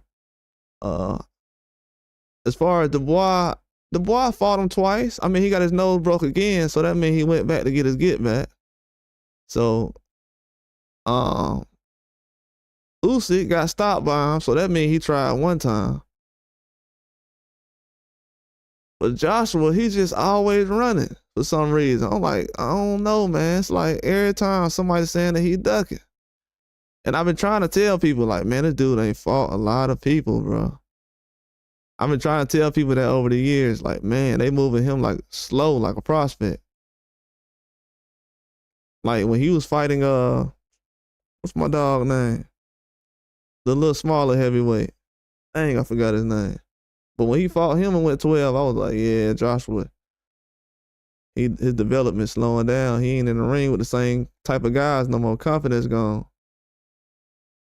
Yeah, we love Pro Box fight. Sometimes they gotta get that scoring together though. Everybody been complaining about that scoring last couple of fights. They definitely gotta fix that. They gotta get that scoring. Then dudes ain't coming in on weight. I don't know what Pro Box got going on. They got dudes ain't coming in on weight.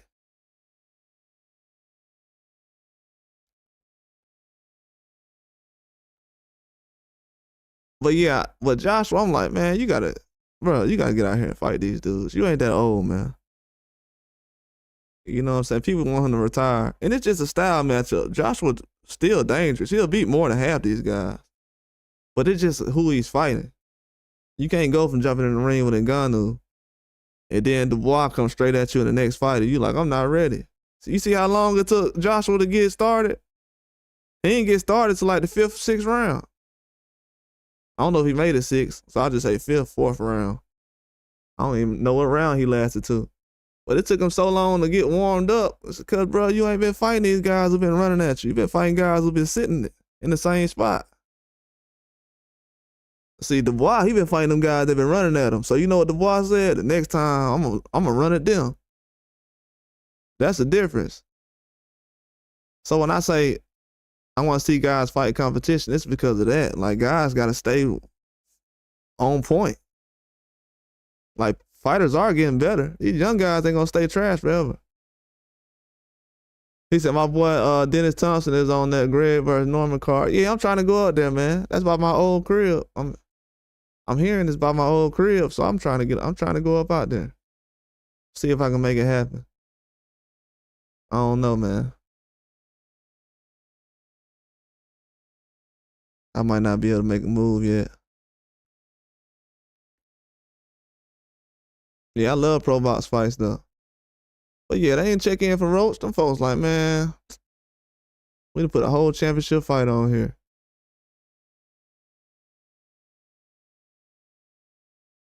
So I was just saying, is the standards higher for Devin than it is for a guy like Tank? Bro, I ain't gonna lie, it looks like it. I would be lying if I say the standards he said I like the fights, not the scoring. Yeah, that's scoring, bro. That's the only thing I seen the comment section for Pro Box last couple times. I was like, man, everybody agreeing that the scoring bad. I ain't even put no video up because I'm like, man, they already mad. I'm mad too. Everybody know. Yeah, that scoring been bad. I know the dude Adam Lopez. The first time I seen them really rob somebody, I seen Adam Lopez in there putting hands on somebody. And if y'all seen Adam Lopez's resume, he fighting everybody. But he always going the distance. I think he got dropped. I think he got knocked out one time, but he got a tough resume though. He fight some guys on there. I think he fought Roley and a couple other people. But he went in there and put some hands on the guy. He was fighting for his career. And they like, nah. I'm like, nah, man. You know what I'm saying? Like, y'all gotta understand, man. Some of these guys don't box no more.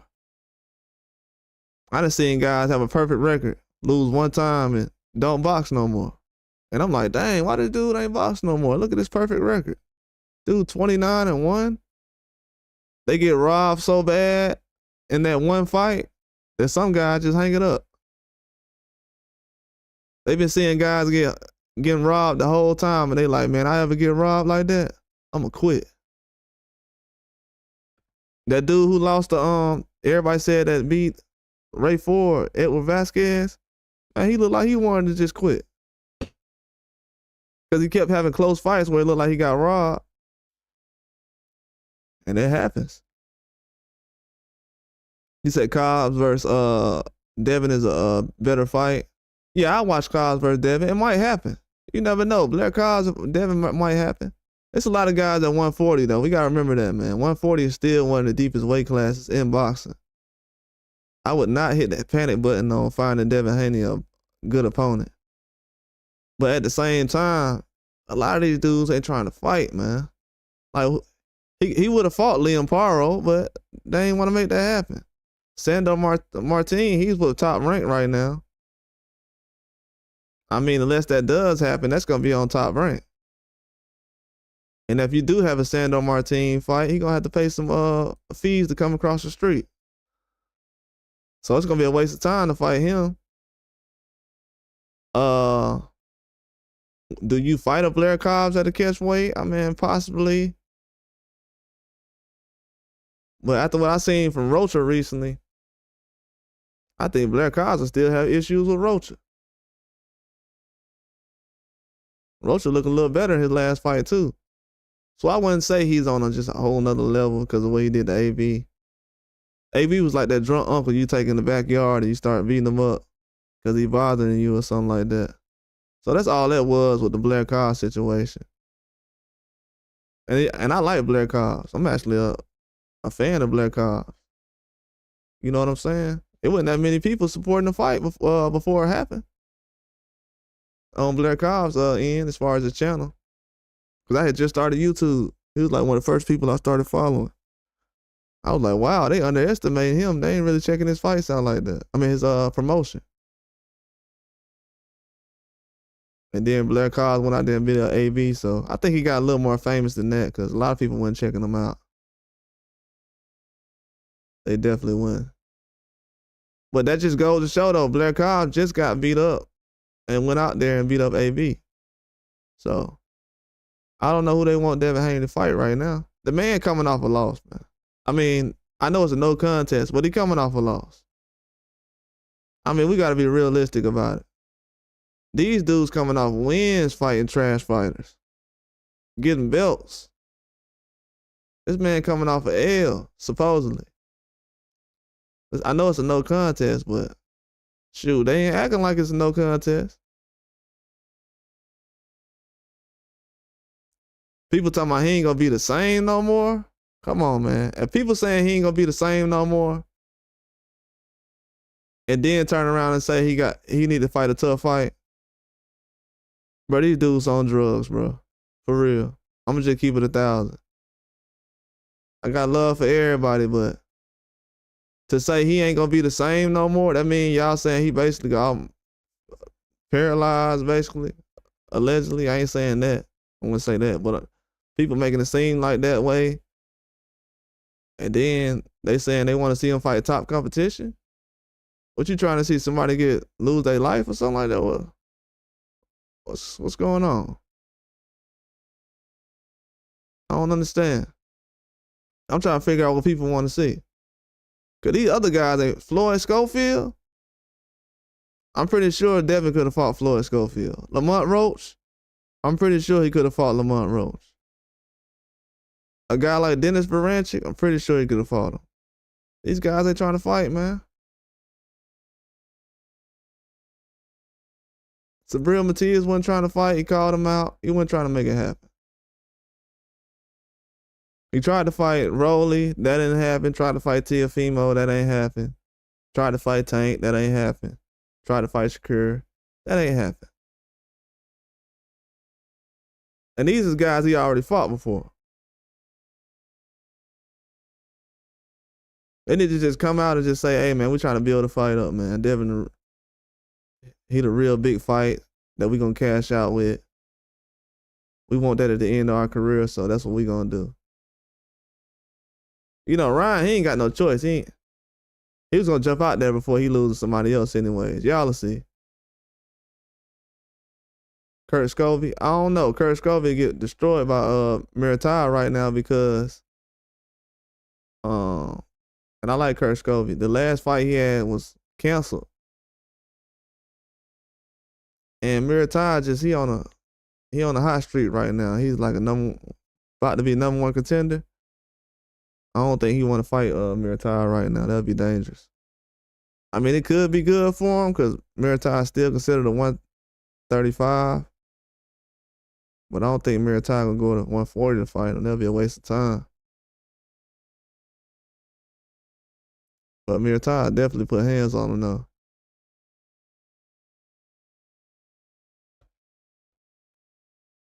He said, I'm telling you, FA gonna pull some. Yeah, I think FA got a chance though. FA, besides him getting caught by Frank Sanchez, he still got a chin though. Like he finished most of these fights. I was thinking about that recently. I'm like, he still finished most of these fights. I seen him get hurt in a few fights. I think Vianello hurt him in a fight. Then Vianello hurt FA real bad.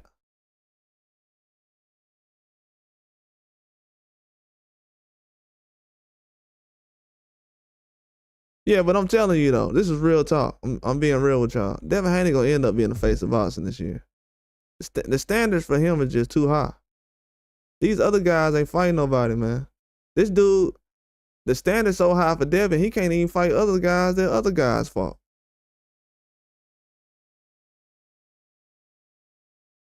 If he fight a Steve Claggett right now, won't be able to do it.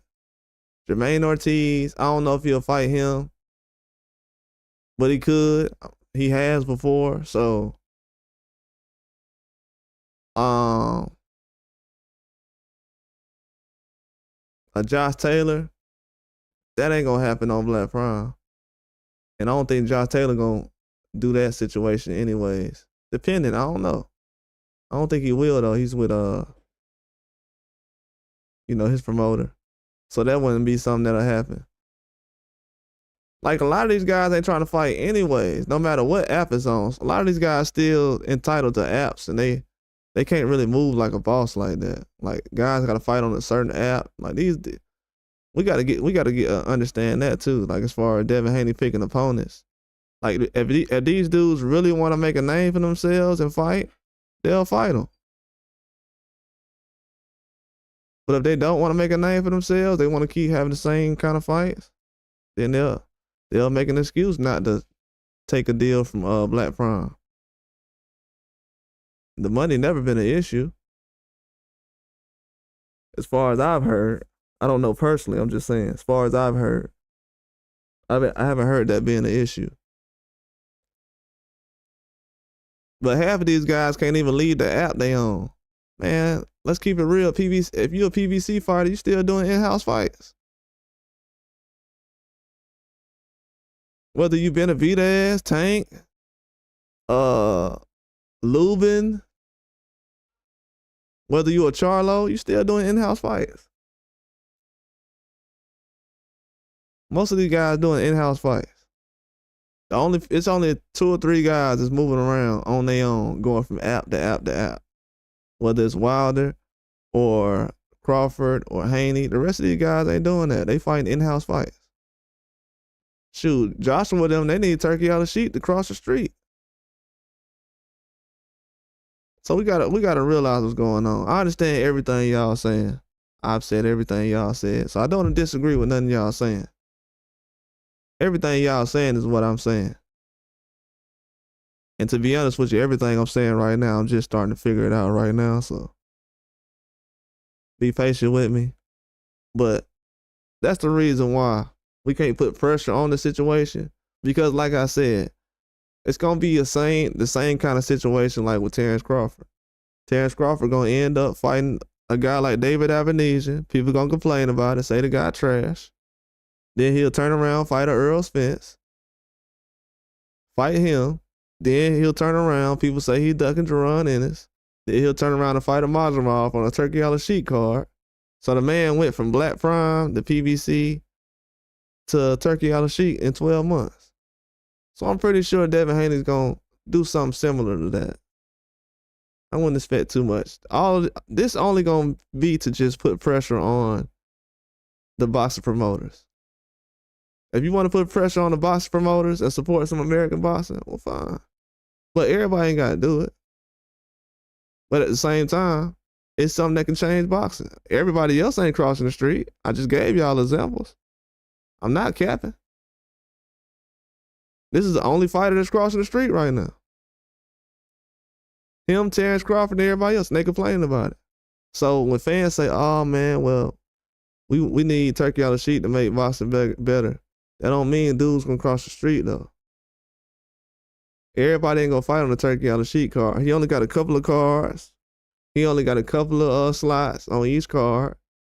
I done heard Eddie Hearn them tell turkey out of sheet recently, instead of having 12 or 13 fights, you need to have about 9. So that takes away 4 fights so that's 8 boxers that's not gonna get paid on a turkey out of sheet card. So y'all gotta realize there ain't a lot of options out here right now. Turkey out of sheet ain't gonna make every division better. By the time he get to a certain division, half of these guys gonna be retired already. And he's still dealing with the heavyweights. That's why I'm saying these guys need to hurry up and figure out what they gonna do. These rematches and everything else, they gonna age the boxers out and the fans. You know what I'm saying? Tank 30, Inoue finna be 32. He not going to 126 till next year because these fans don't want to support Inoue moving up. They've been begging Inoue. Do y'all know that fans have begged Inoue to stay at 122? So now he's finna stay at 122 instead of going to 126?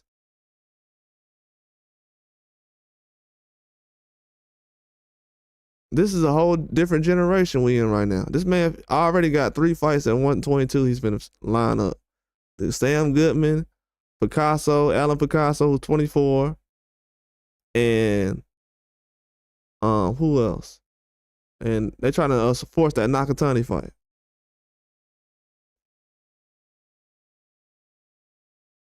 So a lot of these guys ain't really moving around, making nothing shake right now in boxing. So they lined all his fights. Even though he signed with Turkey out of sheet, they still got all that lined up. So he ain't gonna do nothing till 2026. Cool. So he's off the board. Is Tank gonna fight for 3 times in his career, for the first time in a long time? 3 times? 2025? I see 2 times. I don't know about 3. I see 2. I don't see 3.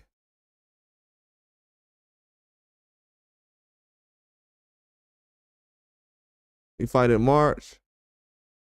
I can see him coming back around August. Since he fighting in March. Canelo fighting what, September, so he'll fight in what, August. He won't fight close to September.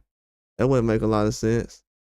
July, that'll be pretty, I don't know. July's too fast. I don't think he's gonna fight in July during the summer. Like last time. Then come back around in December, that'll be pretty tough. I don't know, man. That'll be tough, man. December, I don't know. So I don't know. Do y'all feel like a lot of this pressure is coming from Haney probably needing to have a big fight? So we'll have something to watch as far as what's going on right now?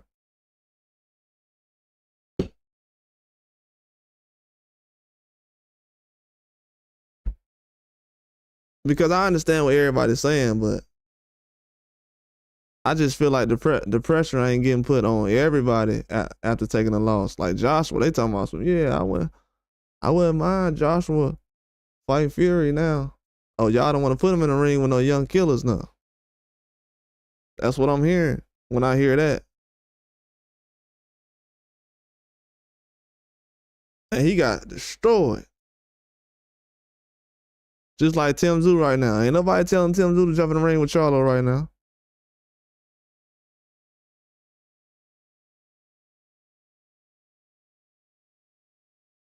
They want these guys to have soft touches. And these guys ain't fighting tough competition. Nobody, even though Teofimo got Loma on his record, everybody ain't got Loma on their resume. Everybody ain't got Kambosos on their resume.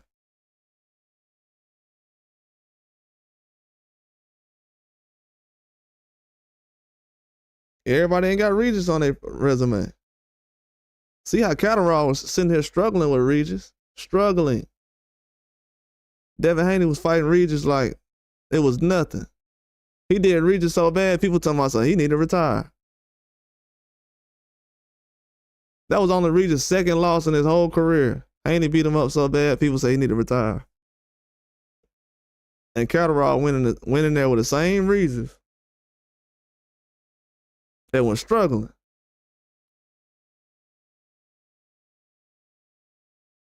So that when I tell y'all that everything gonna get revealed, I think people starting to forget who Devin Haney really is.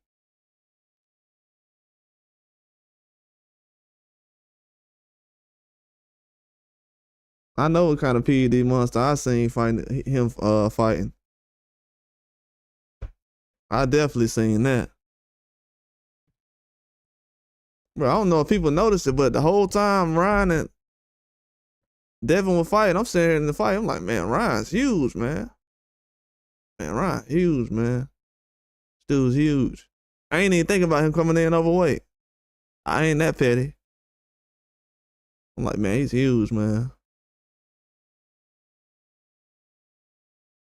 I've been looking at this guy for a while, and he wasn't that big.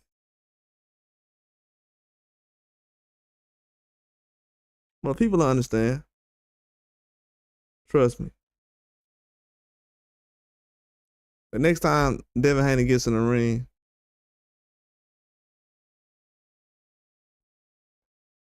people understand. That was probably the best thing that could have happened for him, because they got him right back on point.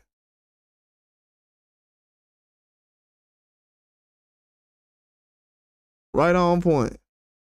That was the same thing that happened to Fundora. Fundora went out there, got knocked out by what's the old boy name? Mendoza, who got beat up by Vulture early this year. He got dropped by him, and I called that. I knew he was gonna get dropped because Fundora kept doing all the inside fighting. I said, bro, Mendoza's like the hardest puncher we have over here. Like, people don't understand how hard that dude punches. and he just cracked Fedor. He hurt Fedor so bad. Fedor was sitting on his butt and couldn't even move. Y'all gotta understand how hard he hit that man. He hit him so hard, that man was still awake and couldn't move. He couldn't lean to the side. He couldn't lean to the right. He couldn't try to get up. This dude was stuck. He was just looking at the referee. I don't know if people know how nasty that knockout was. That was worse than what Devin Haney got. This dude was literally on his butt, looking at him like, I can't do it, I can't. I'm like, this dude can't even move? To my body, whole body in shock. So sometimes it takes you one of those situations to actually learn, hey man, I don't need to try to walk everybody down and get a knockout. Because the crazy part about it is, what people don't realize is, and this is why I realized, oh yeah, Haney probably one of my favorite boxers right now. He was running towards Ryan Garcia in the 12th round. Y'all gotta understand that. That's what people don't tell y'all. This man was running towards Ryan Garcia in the 12th round. And to find out this man was on the juice? What? Man, please. Hey, I'm taking all bets. I'll let everybody know that right now. This man walked down somebody on the juice? Man, please. I guess people haven't seen, you know what I think? And I know this too. A lot of fans don't know fights where boxers were actually on the juice. Like when the guys were actually using PEDs, how they look using the PEDs and how they look not using the PEDs. I'm not finna give no examples now because they supposed to know that already. But I've seen a fighter recently from the UK, and they was in the comment section saying, after I placed the bet on the guy, hey man, that dude ain't the same as he was before. I think he was on the juice during this fight. I'm like, nah, he ain't on the juice. No, I actually didn't say nah. I was like, huh? And then somebody else said, yeah, man, this dude on the juice, bro. He ain't that good like he used to be. I'm like, how y'all know he ain't been boxing? They said, that's why he ain't been boxing. He was on the juice. I'm like, nah. Man, the dude went out there and got washed. He went out there and got pieced up by a guy who had like the same amount of knockouts. That dude who knocked out McGill. He had like 4 or 5 knockouts. And went out there and stopped the guy. The dude looked like a prospect. He looked like a nobody. He looked like he took a dive almost. That's how bad he was without the PEDs. And I haven't even thought about that till just now. But people don't really understand the difference though. I had to really realize that. I was like, oh, they really don't understand the difference, do they?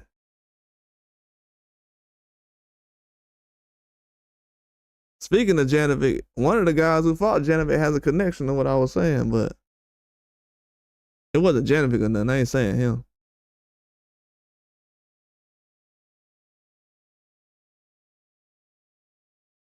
They should have had 0-5 versus the dude Janovic knockout on that jaw card. I wanted to see who I wanted to see. Yeah, they was talking about 0-5 fighting you said Janovic. I forgot what fight I was just thinking about. One of them popped in my head, but 0-5, he's a lot better than people give him credit for. I know he looked trash against Lara, but everybody looked trash against Lara. Look at Danny Garcia. But Janovic, man, he gonna have a rough time in these fights. I'm telling you, he ain't fought nobody yet. I don't know how people look at his resume and they just don't understand. But he ain't trying to get into a fight right now, dog. Telling y'all.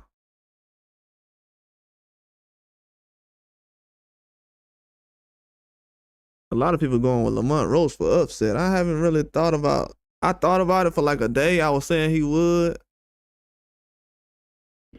but I don't know. I haven't bet against Tank yet, so I don't know, man. I ain't even better get Tank on that Frank Martin situation. I was like, nah. I said Tank get him out of there like 8th round or something. Yeah, Tank different, man. He remind me of my homeboy Tyreek. Yeah, Tank different. He definitely know how to get it done. But against them technical guys, that's his weakness. I'm telling y'all. I had a homeboy like Tyreek like that.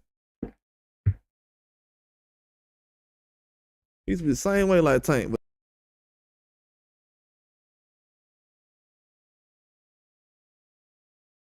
that's why Loma ain't never been an option. But yeah, Zarafai, I want to see Zarafai fight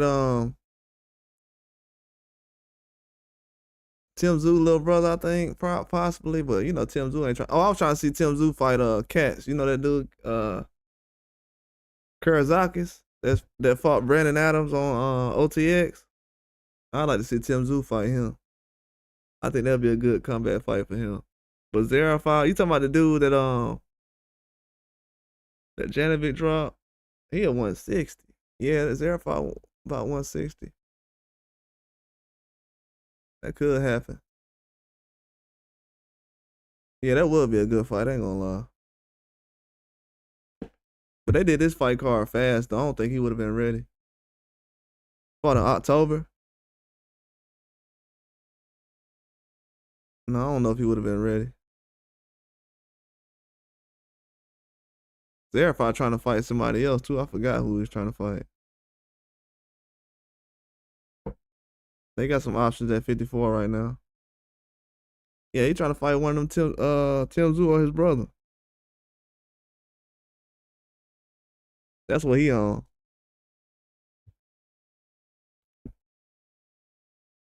Yeah, but we gotta see, man. Like what I see going on in 2025 is people gonna have to learn to love a lot of guys with losses, especially at heavyweight.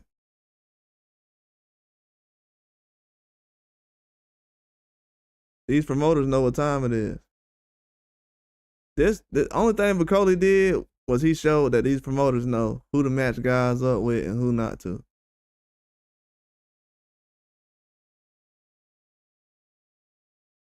That's why you gotta respect the guys who just fight anybody. That's why I always applaud it when guys sign up for certain fights. Because that's usually not the stars that's doing that. That's usually the guys that just mid-level, undercard, former champions. You know, shoulda, coulda, wouldas. Those are guys who usually get judged the most.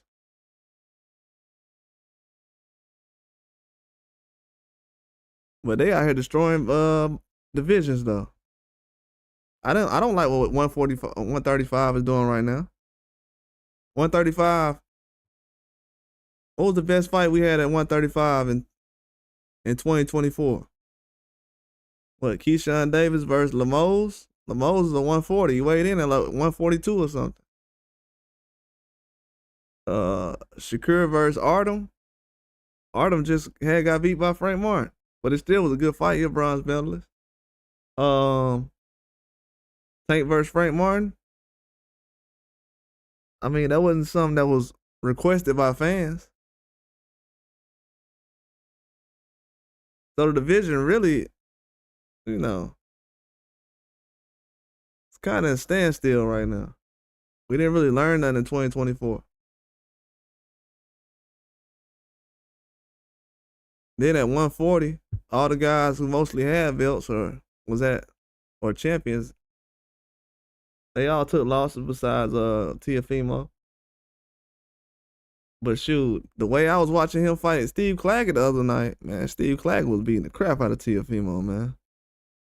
I gotta keep it a buck with y'all. Steve Claggett was putting hands on Teofimo. He was getting beat up so bad.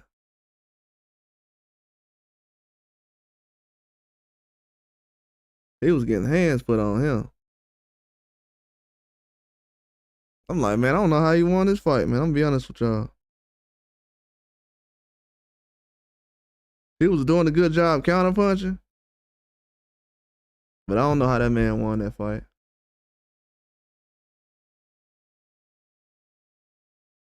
I think this Pacheco and Stevie Nelson fight is gonna be a lot better than most of these other fights.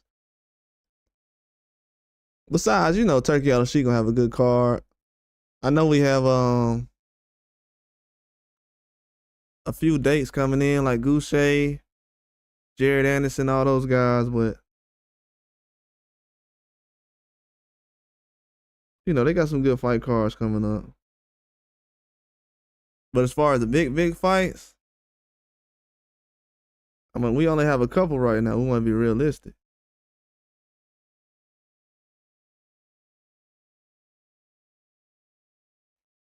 Yeah, we only have a couple.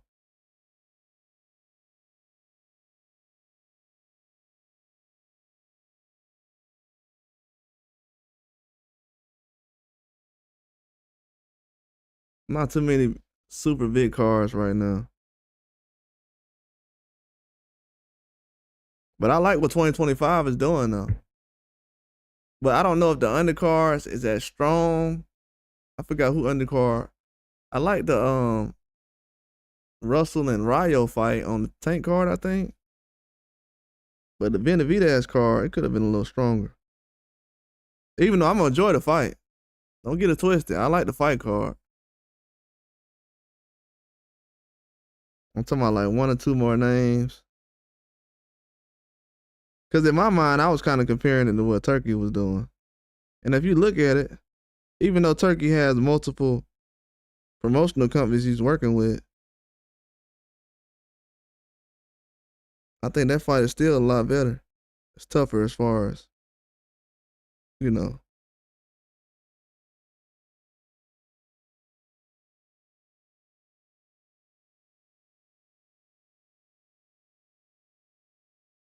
Yeah, it's just tougher though.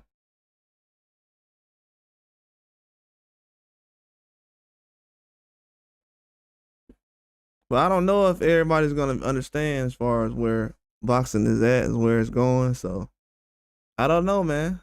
It ain't gonna be too many apps hanging around in 2025. So in a minute, it's just gonna be the zone. That's it. So I know a lot of people probably feel some way about Black Prime or whatever, but it's gonna be just the zone in a minute, and that's it. And that's the way they want it to be. And they want the fans to be like, nah, man, we don't like that. Cause once you do that, they gonna be like, good. They don't like it. They ain't gonna support it. Now we can get away with this, this, and this. Cause if you ain't got no competition, you really ain't gotta do nothing.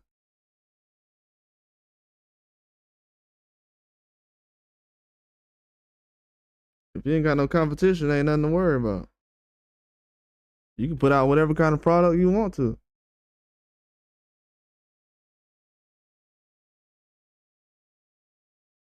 We've seen that's been going on so far. That's why Bakole coming out here mad now. He like, man, this dude picking FA to beat me. And I already been calling him out. He been ducking. That's why I don't be saying ducking no more. Cause y'all, when these fighters come out, they gonna tell y'all who ducking. He ain't say Dubois and Usyk was ducking, mostly. But he did say Joshua definitely ducking. Cause Dubois got the belt now, so I know he ain't been ducking. And Usyk's undisputed, so. Well, he was undisputed. Still is an undisputed heavyweight champ. But this goes to show right here that making fights is hard. That's the only thing I'm saying as far as overall. Making these fights is not gonna be easy. It's still not gonna be easy, even with Turkey Al-Sheikh involved right now. We see Canelo is kicking up dirt and throwing a fit because people asking him to take an easy 150. People talking about, oh, Crawford an easy fight. Man, dude, you the first athlete to turn down 150 million. It ain't no conversation. And we ain't talking about no baseball contract. We ain't talking about when you got to sign 10 years or you got to get a 5-year contract. We talking about 30 minutes.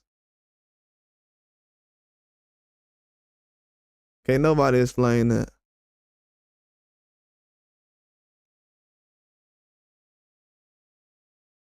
This man gonna be one of the only people in history to turn down getting 150 million in 30 minutes, 200 million for a 30-minute assignment. That's never been done before. I don't think people understand how serious that is. No boxer has done that. Ever. Never will. You won't hear about a boxer turning down 150 million or 200 million until 2050. In 20 years, you won't hear nothing about that. And that's gonna be all crypto.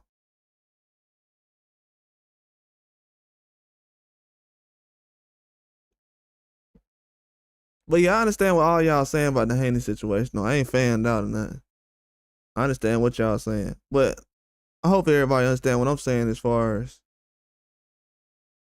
the standard is low right now. Like if he take another hard fight right now, after coming off a loss, and these other guys ain't really doing much, they need Turkey out of sheet to tell them where to go.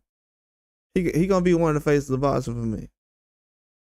Because the standard is right there. I'm not jumping out there just saying anything. I'm being real. We see now, a lot of people say it now. We got fans out here talking about Tank trolling. And he be trolling, man. He just trolling about it. What has he been trolling about? I'm trying to figure out what Tank trolled about. Only thing Tank lied about was, I ain't gonna say he lied, because I'll just say over exaggerated, was about saying that he cracked Haney or whatever. They was making it seem like he cracked him, like he knocked him out in sparring. I told everybody that sparring video wasn't all that, man. And Tank knew it wasn't all that, because when the full video came out, he wasn't bragging about it. Come on, man. What dude brag about a video for 10 years? Then when it come out, they be like, and then all the fans in the comments talking about, man, Floyd messed up for that. Y'all know what time it was. Y'all know he was getting his hands put on him. Ain't nobody bragging about that sparring match. So really, Devin Haney, the only person that really was putting some hands on Tank on video. The rest of these guys been getting spanked. And Tank just sparred everybody. That sparring video didn't look like that when he was sparring Teofimo. Shakur Stevens said it was real quiet. Wasn't too many punches being landed. Like you was in a Chinese restaurant, it was quiet or something like that. But as far as with Haney, we seen what time it was. People want to see that. You know it's bad when you get dropped by Ryan Garcia multiple times. Then they say you lost a sparring video to Tank. They see the sparring video, but they still want to see you fight Ryan and Tank again. The demand is high, bro. We just got to keep it 1,000. People want to see bro fight more than they want to see most people fight. The skills is there. Even in the Ryan Garcia fight, I'm like, he's making a lot of mistakes because of, Ryan Garcia really got in his head, bro. All that F your mama stuff and all this. Then the fans went to the next level and started posting this dude mama on Twitter. Passing out the fight, like, come on, man. Like, for real. Everybody be always talking about that protect women and all that stuff. Then post this man mama passing out of the fight.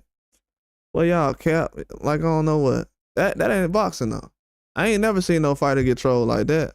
Like to the point where stuff like this be going on. Nah, I can't. I gotta watch what I be saying now. I can't be agreeing with just everything. I done seen that now in 2024 with them V sample stuff they was saying about Ryan Garcia. I'm like, man, I gotta watch what I'm saying now, cause man, these dudes passing out misinformation like it ain't nothing.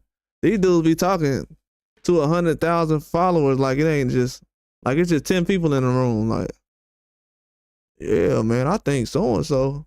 I'm like, these dudes is irresponsible. People don't understand when you telling the news and you got a big following in boxing. It's a lot of irresponsible news going around, and people and fans know dudes be lying, but they like it sound good though. Knowing dudes you got evidence. If you've been watching boxing 5 years, you got evidence that people been capping for a long time. Why are we still entertaining that type of stuff? Come on, man. We know dudes ain't been fighting tough competition. Why are we just making it on certain fighters? Then when I post a live about Canelo, I gotta get trolled all day because YouTube channels been scared to hold Canelo accountable. I realize why I be getting trolled when I talk about Canelo now.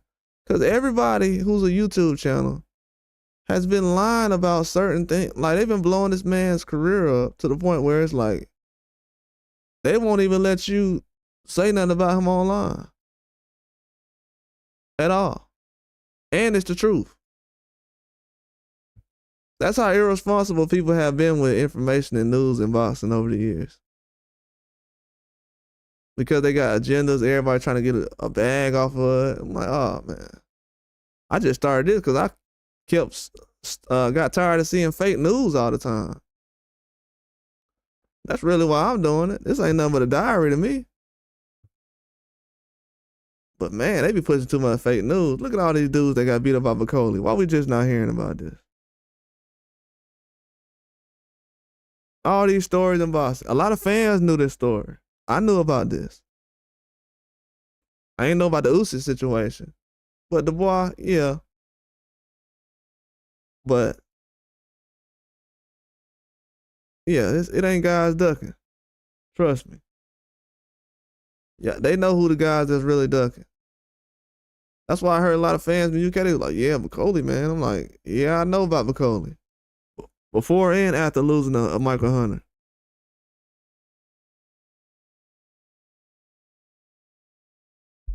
Yeah, I know about him. A lot of American fighters been fighting him. Why would I not know who he is? Nobody from the UK trying to reach out and fight him, though. They ain't trying to make that happen. This dude running around the UK calling everybody out. I told people, man, whether it's Wilder or the next guy, all them excuses they used to use for Wilder, man, well, he didn't want this 100 million. The 50 million, this wasn't real, and he needs to do this, and what does he sell, and all this other stuff.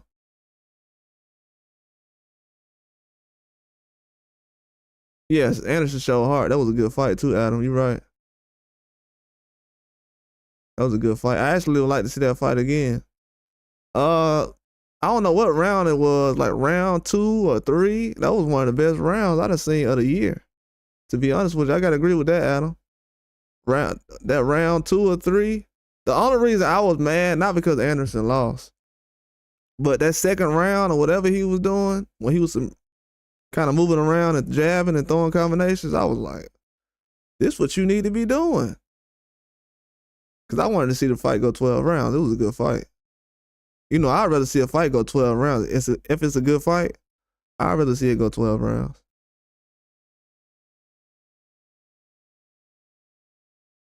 Now with that Joshua fight, that referee was refereeing so bad, I was like, yeah, probably need a knockout in this fight before somebody get hurt for real. But yeah, that was one of the best fights. I'd like to see a rematch from those two guys. And they would fight each other. That's the good thing about it. I think it was too early for Anderson, though. He ain't never fought a guy like that. I don't know if he looked at Michael Hunter and was like, yeah, I can get him. We about the same size. Yeah, he's a different kind of fighter, though. You're a little too aggressive for a guy like Bakole right now. But I didn't know Bakole was running around beating up on Usyk, too. This is crazy. You say you think so? Yeah, he still got to prove some things to me, though. Because even though he is right now, I still have to realize that he has gotten beaten up by Michael Hunter, and also a couple rounds against Anderson. If Anderson knew what he was doing, he'll be able to handle him. And he was a smaller heavyweight. Now, a guy that's equal to Bakole's size, he gonna have some trouble with. Like Zhang, people think he can knock out Zhang.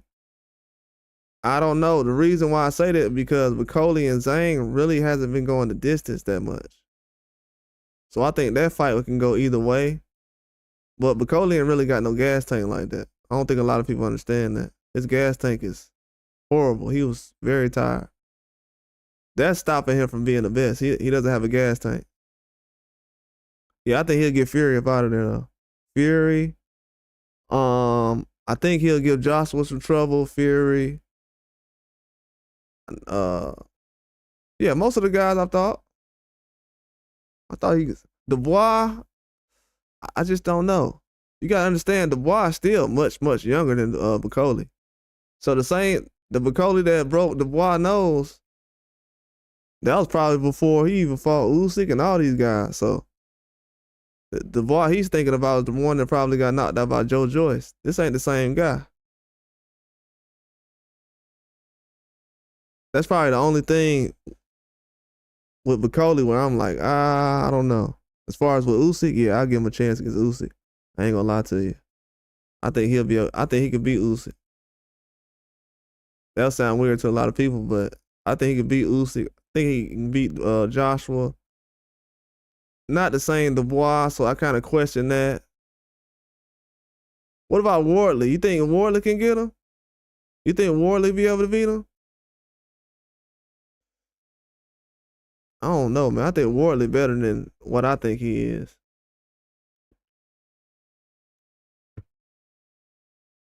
I just didn't like how Wardley had Clark making him look sloppy. Yeah, I know.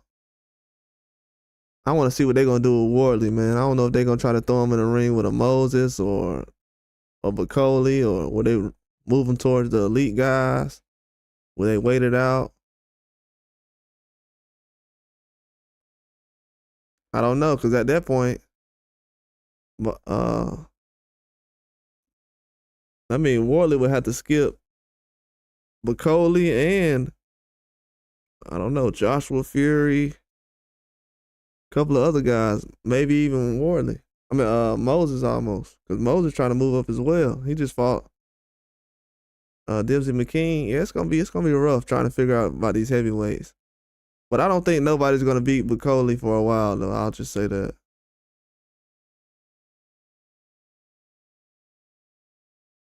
Yeah, I think it's a little too early for that though. But I do see that happening possibly next. I think it's a little too early for Wardley versus Moses, but I can see that happening next though if it does. That makes a lot of sense. I'm glad they're actually talking about it. But I don't see anybody else Wardley can fight right now. I think I seen a couple of names I said in the last live stream. I forgot the one I was talking about heavyweights, but I don't know. That'll be a tough fight. Especially for Wardley. I don't know who I would pick. Even after Moses did what he did, Wardley's not an easy fight. He's not an easy fight. And Wardley kind of did the same thing that Dubois did the last fight. You know, sometimes it just clicks in these guys' head like, maybe I need to be aggressive. Yeah, shoot, I'll say 50 deep. I ain't gonna lie, Adam, I'll say 50. Because I seen a couple of names where guys that haven't fought in like 18 months. Kind of like the same amount of months that McKean was out. The guy Moses just fought. I don't know, I'll say like 50. Because I know the UK has a lot of names. Then Australia. And then you know the guy that Eddie Hearn just signed. That's another name. That's why I want Joshua and Fury to stay active. Like, they don't have to retire. When people say that, it's like, they got a lot of fights they can fight. They could beat a lot of people too. Joshua could still beat a lot of heavyweights. I don't know why people don't understand that. He can still beat a lot of heavyweights. He still can do it. He made some big mistakes against Dubois that just was too big to overcome. He survived the first round, first, third, fourth. So I wouldn't say that Joshua ain't got a chin. But his approach, it kept doing the same thing. And his distance just wasn't there. He started cracking Dubois before he got knocked out, though. That's when he started using his distance. That's why I be trying to tell people, like, when his distance is on point, You seen how far away he was against Ngannou. If he keeps his distance that way, he'll knock guys out every time. But he gets so close. He don't understand, like, he needs to use his legs and athleticism a lot more. Yeah, heavyweights can make some huge fights, man. That's why Turkey Al-Sheikh ain't gonna let it go. He's not gonna let anybody come in and take it over. He's got it started already. But they got a lot of fights they can make, man. I was trying to tell people that they can do just strictly all heavyweight fights without doing the other divisions, but they're just gonna stick to heavyweights. I would do the other divisions though if I was them, just to mix it up, you know. But that's what they're doing now. Females gonna be included soon. But yeah, the heavyweight division is good. A lot of people try to say it's weak and everything else. The heavyweight division is not weak these days. It might not be guys that you're familiar with, but a lot of these guys take boxing very seriously.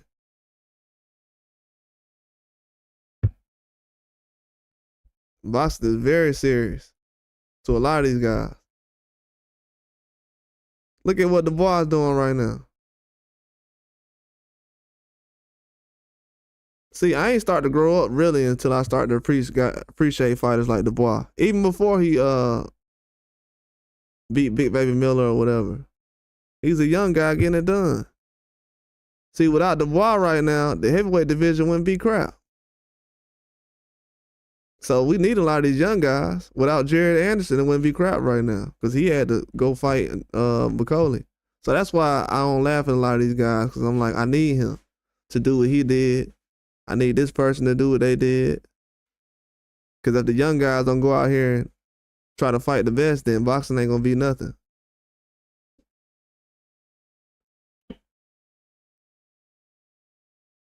You know what I'm saying? Yeah, AJ's good, man. He looked good in that Dubois fight, but he made too many big mistakes.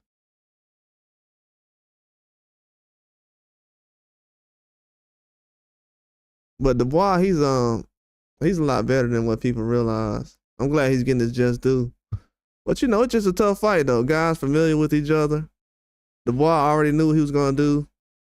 You know what's crazy? Even though I don't give myself credit for it, I'm gonna tell you what's crazy. Everybody was saying, man, you need to look at the face-off. And I was like, man, I ain't even look at the face-off they had the weigh-in. I looked at the weigh-in and how Dubois was looking. Man, if you go back and look at his face, if he doesn't look like that against Parker when he weighs in, I'm not picking him. Like the way he was looking at Joshua, he was like, I'm gonna finish you. Like, I'm gonna knock you out. The way he looked at Joshua, it was different. Dubois versus Usyk. I don't know. I want to go with Dubois, but like I said, man, Usyk is better in rematches. Usyk is better in rematches. I'm a fan of Fury, so I wanted him to actually win. I know people might not think it, but I actually wanted Fury to win, but I don't know, man. I think Dubois, he's so dangerous right now. Depends on how he looks against Parker. Because he still, you know, it's one more fight. So, but if I had to pick right now, I'll probably go with Usyk. Not because he won last time. I think Dubois was actually winning that fight. But I just think Usyk is, how do I say this? He better in rematches. I don't know why. He just is. He didn't do nothing the same against Joshua. He didn't do the same things against Fury. Like, he's smart. He knows how to mix it up. And the dude, he'll take off 3 or 4 rounds just to prove a point. Yeah, I don't know. I'm a bigger Parker fan, so I'm leaning towards Parker, but I'm not gonna lie, man. It's hard to pick against Dubois right now. It's hard to pick against Dubois. I can't wait till that fight come on. I can't wait till that fight comes on. That whole fight card is stacked, man. It's probably the best fight card I done seen. I know a lot of people been saying that, but this fight card is stacked, though. This definitely needs to be normal in the future. We're trying to make that happen right now. Definitely trying to make that happen. But I don't know, man. It's gonna be still want to see Joshua versus Wilder. Everybody want to see Joshua versus Wilder. I ain't gonna lie, a lot of people want to see Joshua fight anybody. I want to see Joshua fight like 4 or 5 guys. I'm not gonna lie, win or lose. I just want to see how the style match up.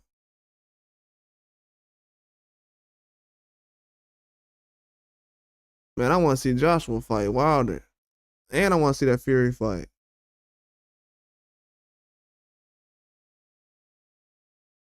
Shoot, y'all might not understand this, but I want to see I wanted to see Joshua fight Usyk one more time. Those fights was impressive, man. I like those fights. Those are some of my favorite fights I've seen in the last probably 5 or 10 years. Yeah, they all main event fights. Yeah, I wouldn't mind seeing Joshua fight like 3 times this year, twice next year. Yeah, he'll be good, man. He can retire after that.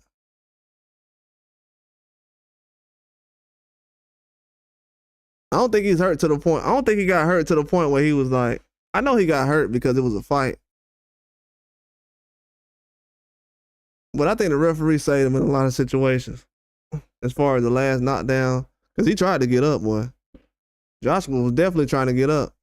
Even after Dubois slept him. Hey, he a soldier. I ain't gonna lie.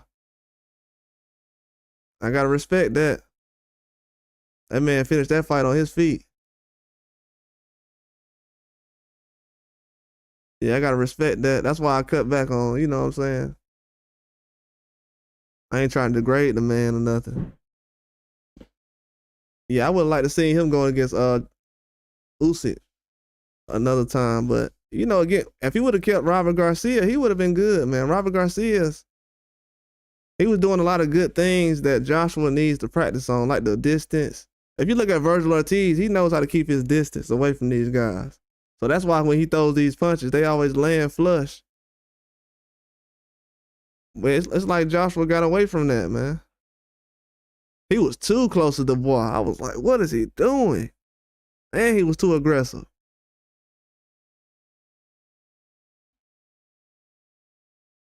But yeah, Parker's not that aggressive, though. He's going to be able to mix it up.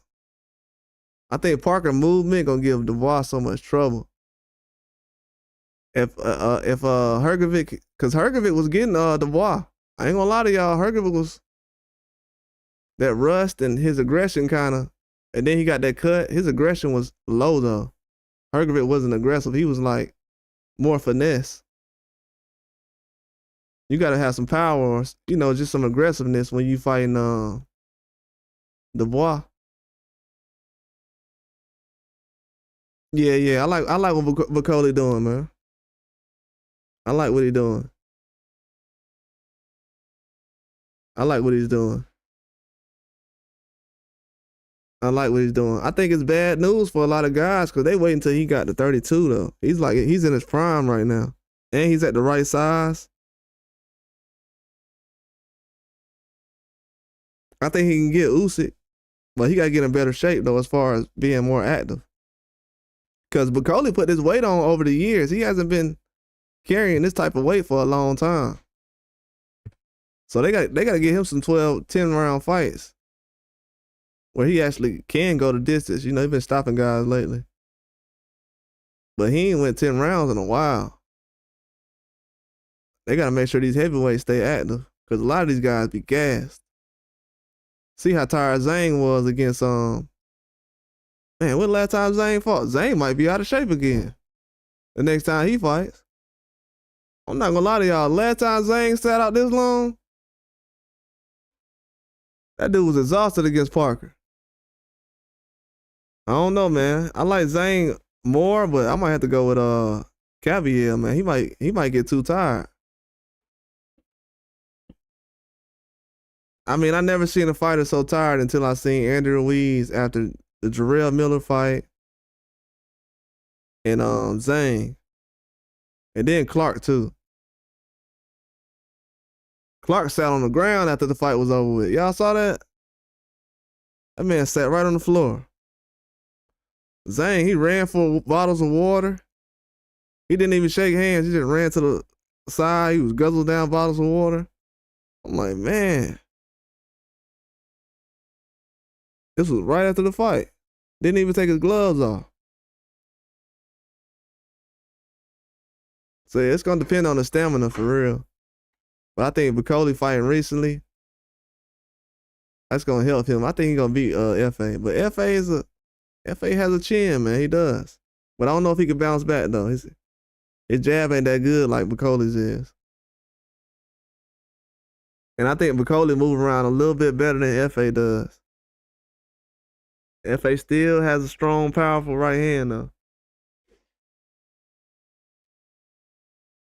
FA be throwing a strong right hook. And he will be the strongest. Is he the most powerful fighter that's been in the ring with Bakole? In the pros? Yeah. Yeah, he will be in the pros. I think he's stronger than Jared Anderson. As far as his punch power.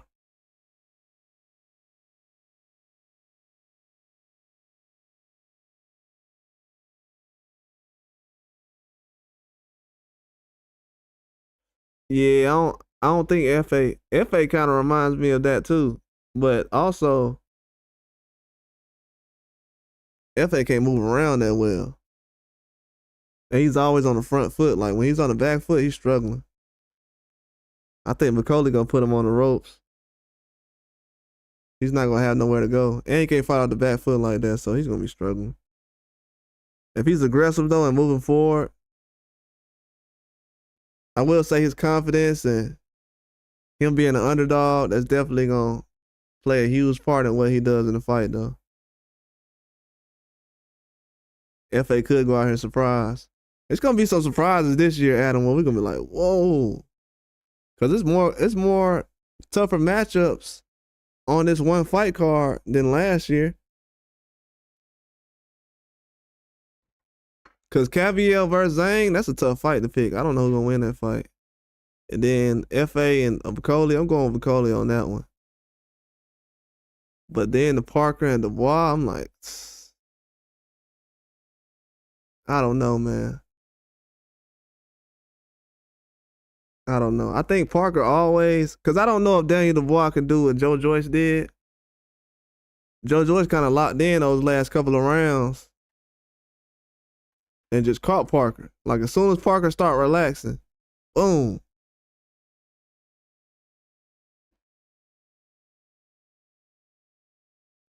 But an aggressive guy like Dubois, Parker gonna be all right with that. He's not gonna be able to get taken advantage of fighting a guy like Dubois.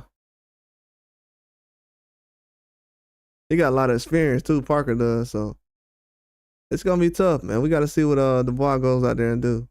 He can't really just go out there and be aggressive against Parker. It ain't gonna work. Parker gonna be a lot smarter. Especially after getting dropped twice in his last fight. He's definitely gonna keep his eye on the swivel.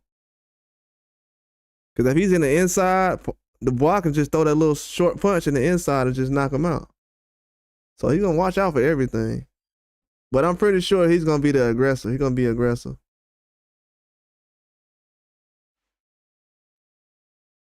He's gonna probably try to have his head on Dubois' shoulder or in his chest. So he can't really punch right there. Yeah. He gonna smother all his punches. Parker gonna know what to do. Yeah. He's gonna try to use that same strategy he used against Wilder. He gonna try to put his head on his chest so he can't really set his feet and really just try to throw a power punch. He's gonna have to throw his punches standing straight up. As far as those power punches, he gonna have chances, but Parker knows what to do.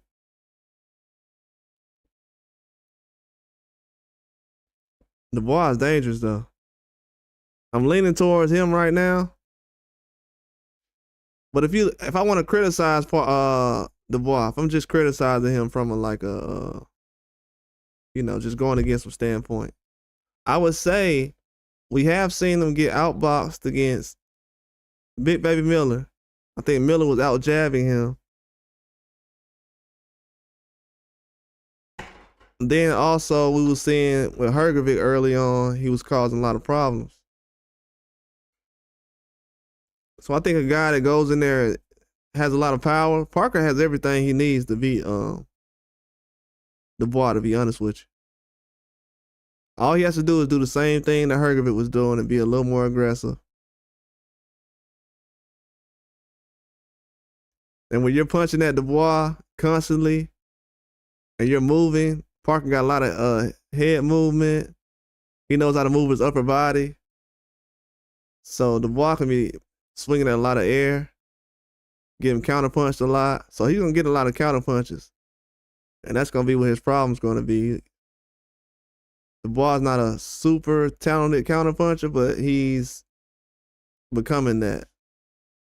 I would say he's an elite counterpuncher now, but he's not known for just doing it constantly.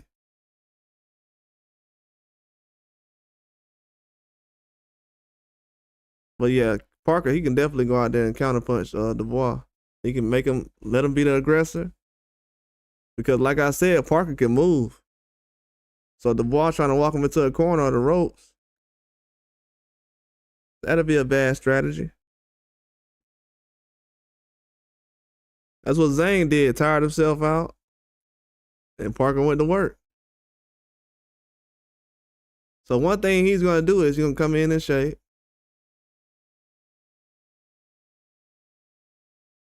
And he's going to try to fight on the inside. He'll be on the outside, but once Dubois gets close, he's going to clinch, hold, grab, walk him to the ropes, throw some punches, throw some right hands upstairs, put his head on his chest, on his shoulder, throw some punches to the body. Yeah, he going to do it. Yeah, I think, to be honest with you, I think even though in that Parker fight, he was good. I mean, that Zhang fight, he was good. I think what he did in the Wilder fight would actually help him out a lot more, though. I wasn't trying to go in there and go back and forth with Dubois as far as banging and early on.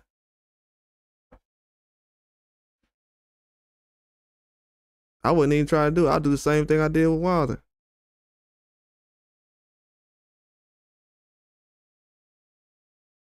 Because, Dubois wants him to be on the outside in front of him so he can land that big right hand.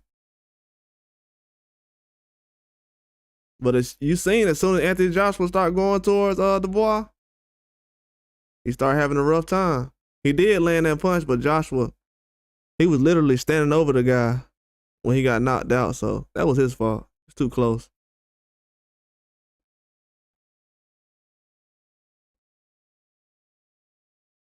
If you're going to be that close, you might as well clinch the guy.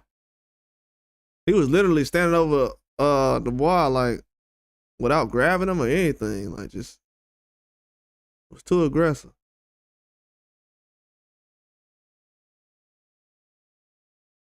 But yeah, that's going to be the fight to where we really find out what Dubois is made of. That's going to be a tough fight for him. Parker different from anybody he's ever fought.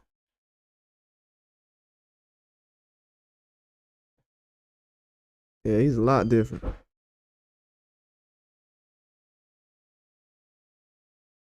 But he's gonna be prepared though. It's not gonna be a struggle for Dubois. But we got a lot of fights coming up, man.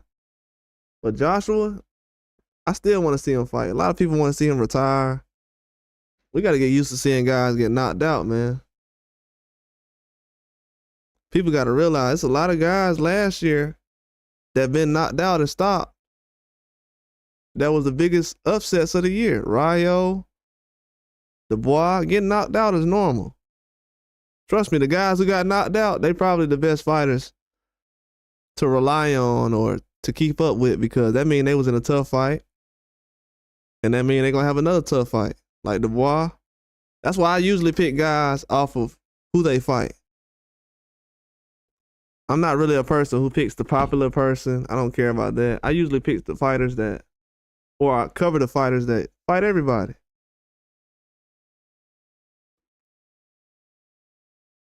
That's why before Dubois was actually winning, I was just covering him because I'm like, hey, he fighting everybody. I like Anthony Joshua, but it's the Dubois guys fighting a lot of people. So let me keep up with him. He's fighting Joe Joyce, Usyk. I know he lost, but I mean, people got to look at it like that from now on. That's the easy way to find out who's really a good fighter. The other guys that got to think about it, question their opponents and everything else. I mean, I never turned down the easy $100. So if people are turning down easy money,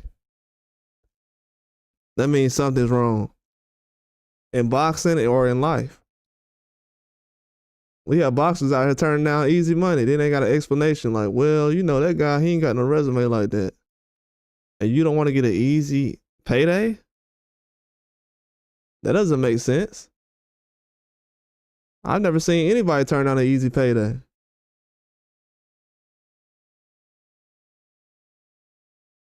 So for some reason, boxers want you to believe that people are turning down easy paydays, and it doesn't make sense.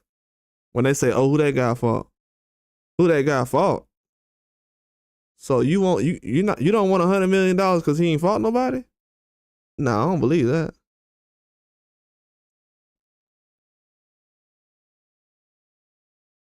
Yeah, can't turn down them easy paydays. That's what I'm saying. When it comes to Joshua, a lot of guys, hey, don't turn down them easy paydays. Yeah, Canelo said that about easy payday. Yeah, Canelo, he want to fight him. He has said he wanted to fight him, so it's not like Canelo ain't said he doesn't want to fight him. Well, he said he was too small or whatever that one time, but he's going back and forth about it. But Canelo thinks Terrence Crawford is a very good fighter. He thinks he's a great fighter. Even Usyk said recently that he thinks Crawford is number one. He said that recently, before he fought Fury the second time. Yeah, that money, you can't turn that down. Yeah, he wants to fight Crawford, though. Canelo wants to fight him. It might happen, I don't know. It's a long shot. It's a real long shot, to be honest. But Canelo ain't never been afraid to take a challenge. It's just certain things right now, I don't know. Everything not really falling on the fighter. Promoters are getting in the way as well. It's a lot of promoters right now like, nah, I don't want you to rematch this guy, or I don't want you to face this guy right now. It's a tough fight. It's too tough. You know, it kind of stops fighters' development. Like, if Joshua would have been fighting guys a lot more earlier in his career, he'd probably be better right now. Like the way Dubois is doing. Probably be a lot better right now. Sometimes you got to take these losses to figure out what's wrong. And Joshua, at a point in his career, he's like, I don't know what's wrong. I don't know what mistakes I'm making. And it seems like the distance people ain't really focusing on, but because if you just look at the knockout he had against Ngannou, perfect distance. Boom. It was so perfect, it looked almost fake. I'm gonna be honest with y'all. That's the first time I seen a knockout, and I was really like, man, this looks fake. See how Ngannou fell and everything? I thought he was gonna break his leg. Perfect distance though. Joshua was like, boom. It was almost like the Will Smith slap. Yeah, losses help, man. Everybody don't have to be Floyd. Shoot, most of the guys I like, they lost all their big fights.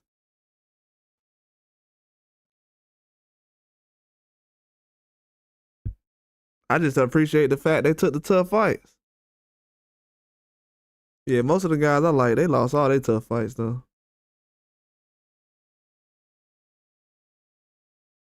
Losses definitely help.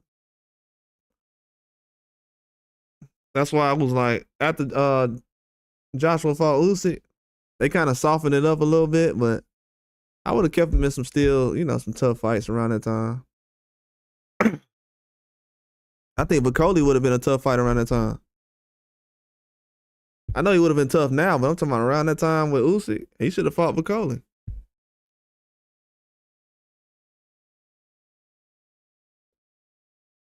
That would have been an easy fight. Then went on and fought Fury.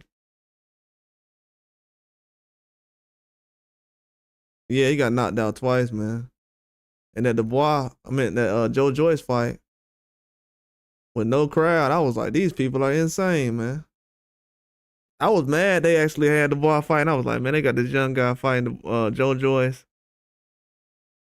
I'm like, whose idea with this? They trying to get this guy started immediately.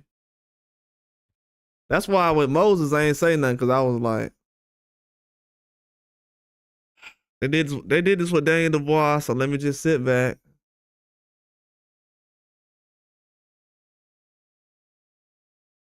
Yeah, the Moses situation definitely. I was quiet about that because of Daniel Dubois, really. I seen him fighting at a young age the way he was. I said, yeah.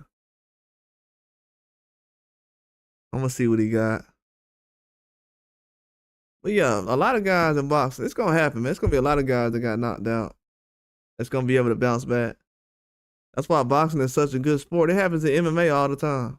I've seen guys in MMA get knocked out 4 times in a row. I've actually picked fights in MMA where a guy got knocked out 4 times in a row. And I'm like, I'm gonna pick him next. Next fight, I'm picking him. And the dude wins. Trust me, in MMA it happens all the time. Guys get knocked out. Everybody gets knocked out. And then they come right back and they win the fight the next time.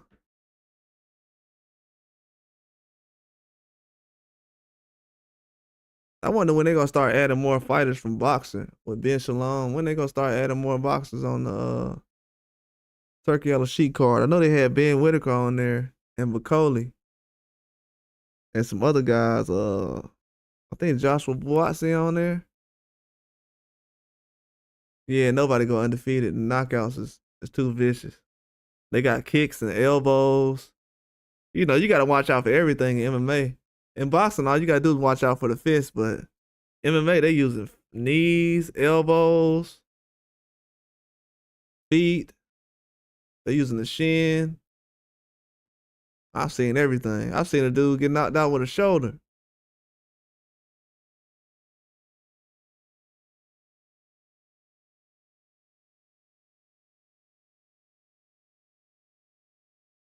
Yeah, it's a dangerous sport, man. Yeah, so once you grow up, I grew up watching MMA, so when I see guys get knocked out in boxing, you know, I can tell who can bounce back, who can't. I definitely can. That's what make my predictions so easy sometimes to kind of figure out. But you know, you got to figure out what type of person these guys are at first. A lot of people don't know what type of boxers these guys are as far as mentally. They think a lot of guys are mentally strong, and they're really not because they haven't went through anything. You got to go through something to actually be mentally strong. That's like a guy who's been rich all his life. Now he's homeless and he's like, yeah, I'm mentally strong. I'm gonna be able to handle this. No, you're not. No, you're not. They don't have no Uber Eats in the streets. You can't tell nobody the Uber Eats driver to drop this off at the nearest trash can. Nah, you gotta be mentally strong for this. You gotta get your own food. So now these guys been getting Uber Eats. Now they gotta go get their own food now. That's what's going on in the heavyweight division. They be getting everything delivered to them, and people been begging them for fights. Now they gotta turn around and get called out without a belt. You know that's bad when guys calling you out without a belt. So a lot of them in that stage right now. And Bakole is the newest guy. And I ain't gonna lie to you, I support this guy a lot. Because we need people like him to change the sport. To be honest with you, heavyweight division been in a stalemate for a long time. And I like Joseph Parker. Like I said, he one of my favorite heavyweights, but he been too friendly, man. And to see a guy who's not friendly like this, I gotta support it. This guy is going at everybody. Talking about he broke Dubois' nose twice. What is going on out here? And we just now finding this out? Yeah, this ain't right. I got some more information coming out on this later. And some other stuff too. Because to be honest with you, I reported this morning.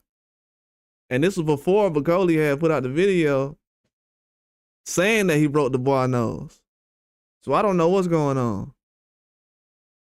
I found out about it before he said it. I found out from somebody else. Then I found out about Usyk getting stopped from somebody else. Now he didn't say that he stopped Usyk. I had to get that from who said this? Johnny Nelson had said that he stopped Usyk in sparring. Like he said this before he was even talking about Dubois' nose getting broke. And the first thing I thought about was, man, why these guys ain't coming over sparring in America like this? We need this kind of sparring.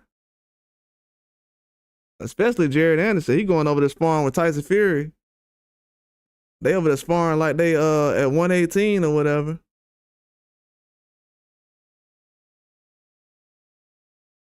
These dudes sparring like they at innerweight weight class. And they heavyweights. And you got Dubois them going in there sparring Usyk and Bakole getting his nose broke twice. Man, that's how you get better.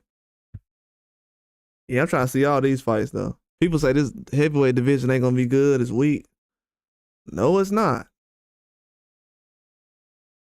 I'm a fan of almost every fighter at heavyweight. I even like Dillian White and Chisora. Yeah, Dillian White and Chisora actually got me into UK boxing. All the trash talking they was doing, man, it was just funny. I ain't gonna lie. You know, you gotta get an interest somehow. But the trash talking in the press conferences was funny. I like their press conferences a lot more now. They say a lot of truth in it. It's a lot of jokes, but it's a lot of funny stuff in it too. We seen what Ben Whitaker and Liam Cameron was doing recently. Bro, that was the funniest back and forth I seen at a press conference. And you seen how good the fight was? I was laughing because everybody, all the fans was like, and the fighters was looking like, yeah, those guys aren't gonna go out there and fight like that. We seen what happened. That was a good fight. I just wanted to see the end of that fight. I'm not gonna lie. As a fan, I deserve to see the end of that fight.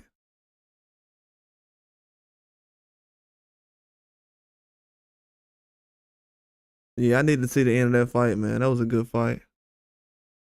I don't feel like that about Dubois and Joshua because, you know, that was gonna end out in a knockout regardless.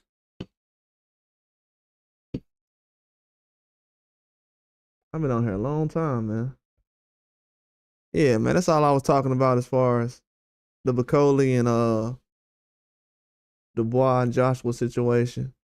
I'm gonna start doing that a lot more. When I get this information, I'm gonna just go live. Cause I know a lot of times people don't be knowing what's going on. And I be forgetting that. I think everybody be knowing what's going on in boxing, but I'm gonna try to bring the news to y'all a lot more during lives. So y'all know what's going on. But yeah, man, this dude out here breaking noses, stopping Usyk, saying Joshua ducking. And all of it is true. I don't know if Joshua ducking.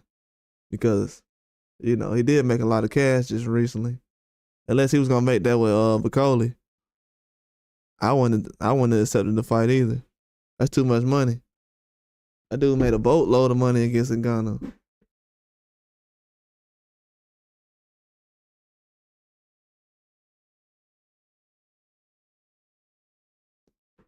Yeah, but I like what's going on though. The heavyweight division is in good hands, man. Turkey Al-Sheikh doing a great job. I'm glad Tyson Fury was able to get through with these two fights. He didn't complain much about it, as much as I thought he would. So he did a good job on that. I like to see him back in the ring. I like to see Joshua back in the ring too. Joshua, like I said, man, he's still a good heavyweight. His style matches up well. I would like to see him in the ring a lot more. I don't like to talk about him much these days because if I do, I'm gonna be thinking about him changing the trainer. I feel like it's a little too late to get a new trainer now. You know, he's changed so many trainers recently. To think about getting another trainer now, it's just too many trainers, man. I don't even know what to do. I'm not even a part of his team. I don't even know what to think right now. Like as far as a trainer, he left Derrick James, Robert Garcia. It's pretty quick too. Then he's with Ben Davison, so it is what it is. But yeah, I love the division though, man. I say in 2 years, people gonna know this division is this was a golden era. They might not look like it now as far as look at it that way. But I mean the division was dead for so long. Look at it now. You know these guys' names? Man, most fans didn't even know these guys' names that was champions. That's how dead the heavyweight division was. It was so dead. I'm talking about recently. The heavyweight division was so dead. Most people didn't even know who Tyson Fury was before he fought Wilder. In America. In America, they didn't even know who Tyson Fury was. You know how that's true? Nobody was asking for Fury to fight Joshua around that time. They didn't know who he was. So all this stuff been getting built up for years and years and years. So that's the only reason why I kinda understand why things have went the way it has. Kinda. I don't agree with it. But now it's kind of built up. It's log jam, everything is, it's like an old printer, man. Once that paper gets stuck in the printer, it's almost like that. Now these fights gotta happen. I feel like they dropped the ball a little bit though, trying to make Usyk rematch 2 or 3 times. They would have had a better chance of mixing it up a lot more if Usyk would have fought a different heavyweight every time. That's how you would have put the pressure on them if they would have been smart about it. I would have stuck Usyk in the ring with a Bakole or somebody. You want him to take the belt. I definitely would have went in that direction. But I don't know. They're not looking at it that way, though. They want Usyk to do another rematch with Dubois. I mean, that would be a good fight, but it's almost like, at this point, what if Dubois don't beat this guy? What if he goes out there and loses to Usyk again?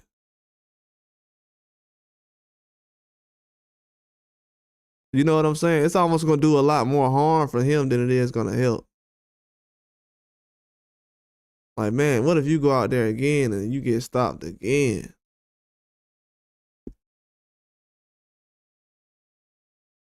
I don't believe that will happen, but I'm just saying, what if he goes out there and gets stopped again? Like, Usyk feel like he'll go out there and stop him. Usyk been hearing people say that he quit in that fight and he really lost. He ain't stupid. He know he been hearing it. He sees how everyone is coming at him about Daniel Dubois. Like, you need to fight Dubois. He knows what's up. If he was hurt that night in that fight, he knows when he goes to bed at night that, man, he really stopped me in that fight. I was really hurt. He can lie to himself, but he knows the real truth. When he goes to bed at night, he knows that man really stopped him. He won't be able to live with it, so he's going to be open to a rematch. And from what I've seen, as far as the low blow, not the low blow, the low blow thing, from what I've seen over the years, I just seen somebody drop a video about it, so I know they've heard me talking about it. It's been out all these years. But for some reason, somebody just dropped a video about him getting dropped by another fighter that I said recently.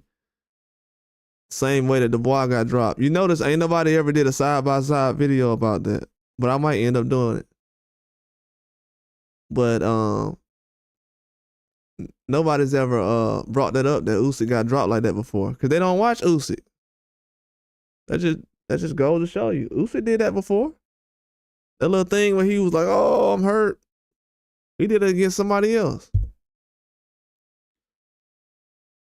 This man stays doing stuff like that. I mean, everybody has a little trick. I done seen people act like their ankle was hurt or something to get time from the referee. But yeah, he definitely pulled one off that day. I didn't really believe the Dubois situation. Yeah, it was a cruiserweight. It was a cruiserweight, truth. I ain't really believe the situation as far as Usyk. I felt like Dubois won. But then I was like, yeah, but he still could have finished the fight though. You know what I'm saying? He still had a choice to finish the fight. It ain't like nobody waved the fight off and like, nah. He could have a chance to win the fight. But didn't do it. That's the only thing I look at. We know guys cheat all the time. I done seen guys do that before. But I'm also, they didn't do that to my favorite fighters. I ain't running around like, man, they cheated. It happens all the time. All the time. But Usyk is confident that he can beat him though. Usyk knows he lost to that man if he really knows. Trust me. When that highlight comes up of him on the ground and stuff, he knows. Yeah, everybody picking Parker to beat Dubois. Everybody picking Parker to beat Dubois. I didn't know that many people was picking Parker. I think it's because of the Zhang and Wilder thing. But like I was saying, man, Zhang and Wilder was some of the rustiest fighters you could have fought at that time when Parker had fought them. I'm just putting that out there. That don't mean anything, but if you look at how tired Zhang was and how rusty Wilder was, come to find out, Wilder said his arm was broke that whole time. So I don't know. I think Dubois can definitely get an upset. I would lean towards him right now, but because he's the champion and the way he's fighting right now, he's on a hot streak. I mean, he's getting guys up out of there. Forget all that stuff that Parker doing. I know Parker going the distance and everything else. Dubois getting guys up out of there. I just want everybody to know that. That going 12 round stuff is cool. Parker, he can box. But Dubois, just know Dubois getting people up out of there. He ain't waiting 12 rounds. He doing a 6-round fight. But yeah, a lot of people don't rock with Dubois like that. They don't like Dubois. He's not the popular guy. Usyk didn't get credit for beating Joshua, so yeah, it makes sense. Even Usyk didn't get credit for beating Joshua. Beat him twice. Nobody gets credit for beating Joshua, if you really think about it. Yeah, he got to work on cutting the ring off, man. He got to get himself set a lot. But from what I've seen, he's been working on his movement. But Parker, his athleticism is gonna play a huge part. He can move around a lot. Yeah, Parker can move around a lot, man. He's gonna, trust me, he's gonna be able to break this guy down. Only thing Parker got to watch out for is his chin. Just leaving his chin out there and relaxing. He has lapses sometimes where he's just chilling on the outside. And Dubois is a bigger guy, man. Dubois is strong, man. He's strong. I think that's the part that's gonna. But man, that dude Zhang was big, man, for Parker to be fighting him. But he was so out of shape. We're gonna see, man. Late in fights, Parker does have lapses around like the 9th, 10th, 11th round. You can be able to catch him and outwork him those rounds. I've seen Joshua do it a couple times. Zhang was struggling because he was out of shape. Wilder couldn't do it. Joyce got him with a knockdown. Yeah, I've seen a couple fights where he's had some things. Andrew Ruiz was doing some things late in the fight. So that's the area where Dubois needs to turn it on a little bit. Have him working early in the fight, first 6, 7, 8 rounds. Then you get to the 9th round.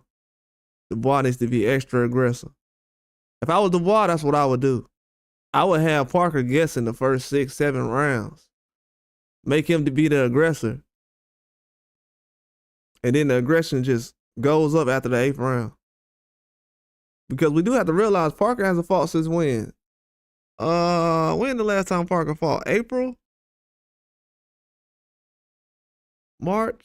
What card was that he was on? With him and Zhang. That was the Ngannou and or was that yeah, that was the Ngannou card. Ngannou and Joshua. That was what, February, March? I think it was March. Yeah, it was before the 5 versus 5. It was in the spring. Yeah, so Parker hasn't fought in about a year. That ain't good, y'all. I'm gonna tell you that right now. Even though Parker had fought like 4 times in 2023, that was kind of the reason why he was so in shape and so active. He had fought like more than anybody. He fought like almost 5 times, I want to say. He fought like a new prospect. So he was in excellent shape. But he hasn't fought since then, though, since the Zhang fight. That's gonna be a big advantage for Dubois. He fought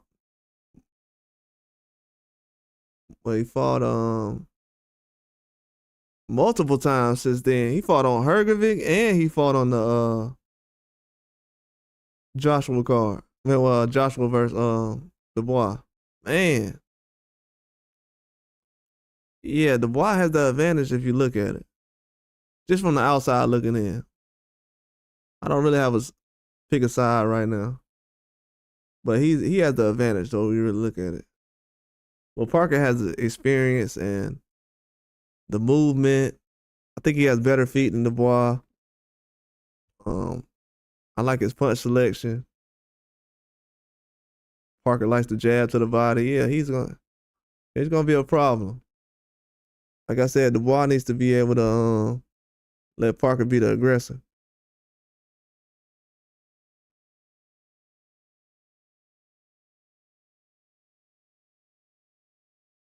Same size? That's crazy.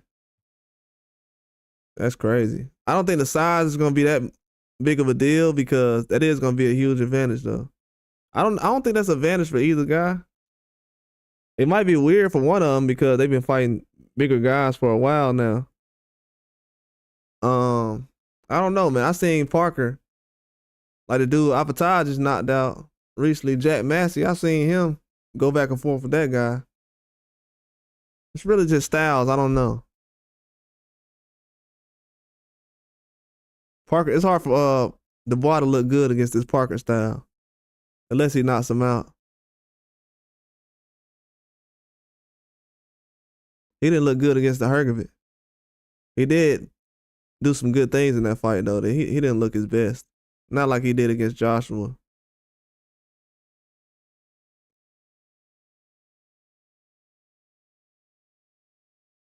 Yeah, so we got to see. It's a lot of things Parker can do that I see taking advantage of Dubois, especially with him being aggressive. Oh, Parker gonna definitely want him to be aggressive. He's gonna want to counter punch. Yeah, he's gonna do the same thing as far as with Zhang, as far as the counter punching. But as far as the smothering punches, he's gonna do the same thing he did against Wilder, as far as Parker. But Dubois, I don't know. I gotta see a couple of things. I don't know how aggressive he's gonna be. Because he knows that Parker can deal with an aggressive fighter, so I think the strategy against Joshua was to be aggressive. Off the top of my head, I don't know if Parker struggles with more of an aggressive guy or a guy who's just in the center of the ring. I can't really tell you. Me personally, I think he probably struggles more with guys who's super aggressive. Nah, I wouldn't say super aggressive. I'd say aggressive enough. Like how Zhang was. Zhang wasn't too aggressive. And that also lets you know that Parker can get dropped. So I'm pretty sure that Dubois is confident in that. I can't believe they everybody picking Parker like that though. Just because he got dropped twice in his last fight, it's like, Dubois has that kind of power at heavyweight. To not give him a chance, that's definitely a surprise. But like I said, Parker has beat the bigger names, Zhang and I don't know how. I guess now Deontay Wilder a bigger name than Joshua. They would have never said this a couple years ago.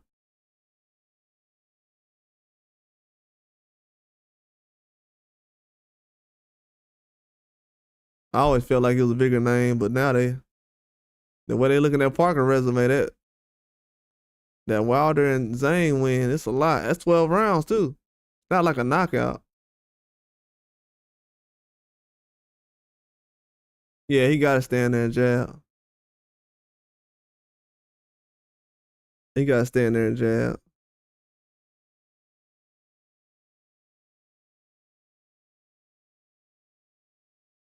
Yeah, I don't think Parker's punch output gonna be high though. And he's gonna be jabbing Dubois a lot. Like when you got that jab in Dubois' face and you making a reset, he struggles. But it's hard for guys to punch that much though. A lot of those heavyweights can't punch round after round, so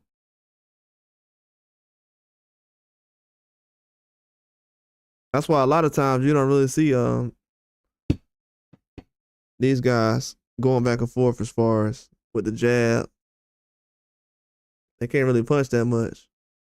Parker, he can definitely punch that much. So that's gonna be a problem for Dubois.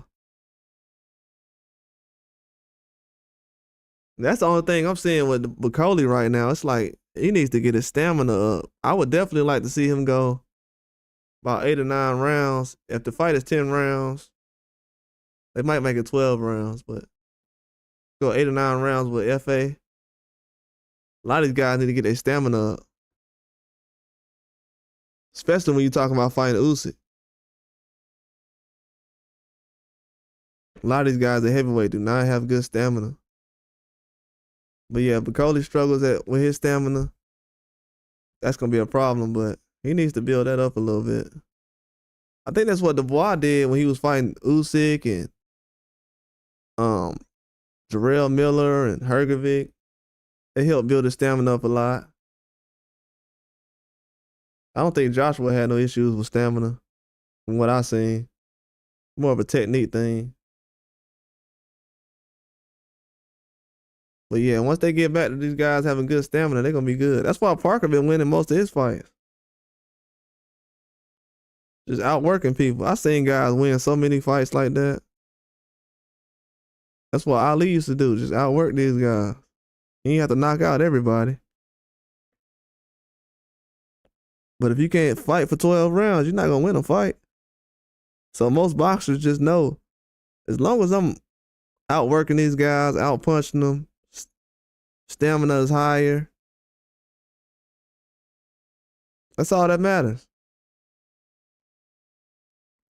I seen a video recently with Mike Tyson. I know it was a short video, but Mike Tyson was talking about Ali ain't never threw a body shot before. He like, I ain't never seen Ali throw a body shot. And I had to think about it for a minute. I ain't never seen Ali throw no body shot either, as far as I know.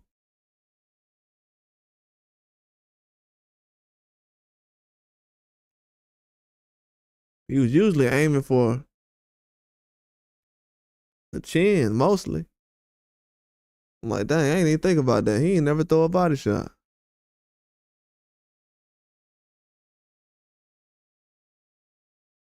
That's crazy when you think about that. That goes to show you haven't seen, you don't really realize everything in boxing till you think about it.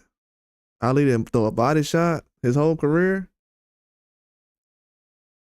That is insane. You go a whole career without throwing a body shot. You get an Olympic medal. You become world champion. That's crazy. I've been watching Ali forever. I never noticed that.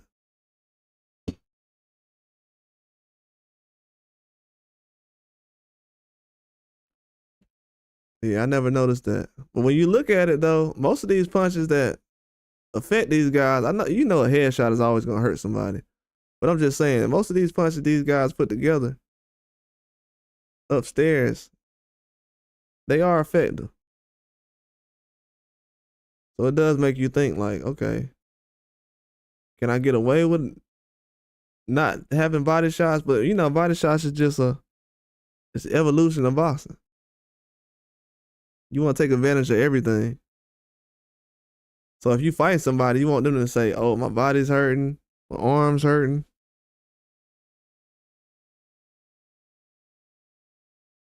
Not just the head. They still, if they can still use their arms after 6 rounds, then maybe you should just hurt the arms too. He working on his strength. Yeah, he's gonna add some weight on him. Yeah, Parker gonna add some weight. He's gonna come in strong, man. Watch. Parker's gonna come in strong. He's gonna be confident. I think going into this fight, this could give you a reason, like as far as Dubois. This could give him a reason to be nervous, just because you know this guy's a different style. But I don't know what his game plan is gonna be. I know more so what Parker gonna do than Dubois. To be honest with you, I don't know what he's gonna do. I don't know if he's gonna go in there and be aggressive like he was. It could possibly work. You know, him and Parker has been put down before, so they've been stopped before, so it can definitely work, but still got to be careful.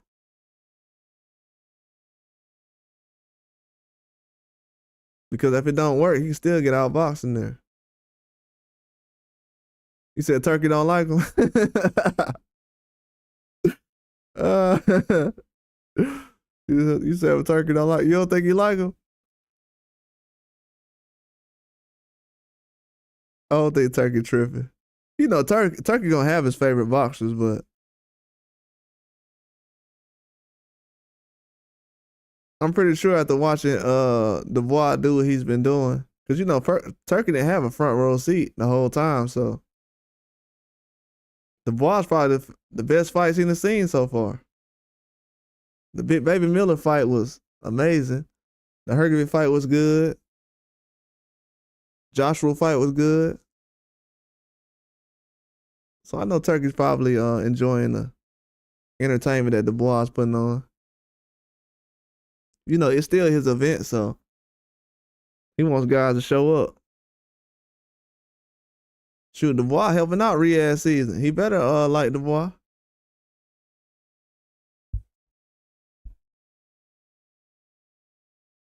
Yeah, he better appreciate Dubois. Dubois is going out there putting out real fights right now. Without Dubois fights, I can go so far to say without Dubois fights, Riyadh season would be kind of weak.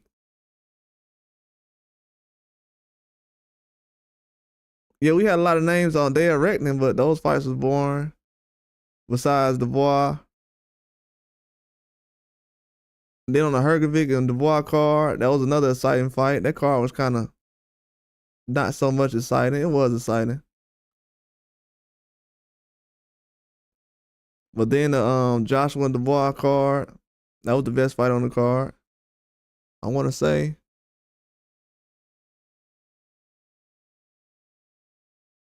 It was the most exciting, I guess you could say. But yeah, he's an entertainer. He's an exciting fighter. That man is must-see TV now.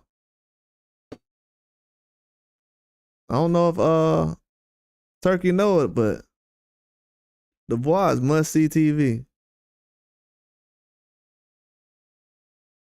No matter who he's fighting.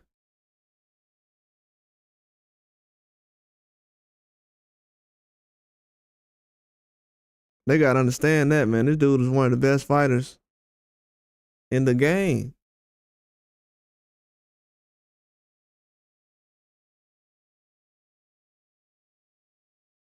He is must-see TV. Then look at who he's fighting. Everybody's making a big deal about his resume right now.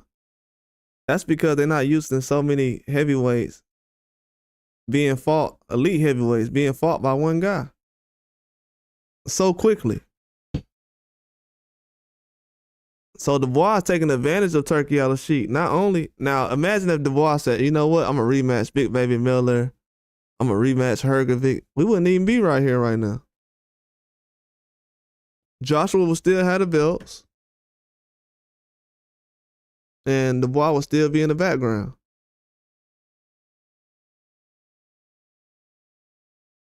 But I think he been putting in a lot of work though.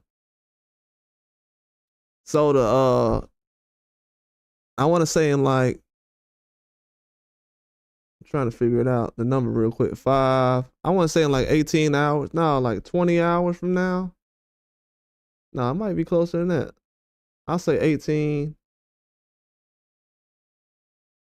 No, let me count real quick. No, 30 hours from now. They're gonna have this Apatow and David Nika fight. So I might do a preview show tonight, later on.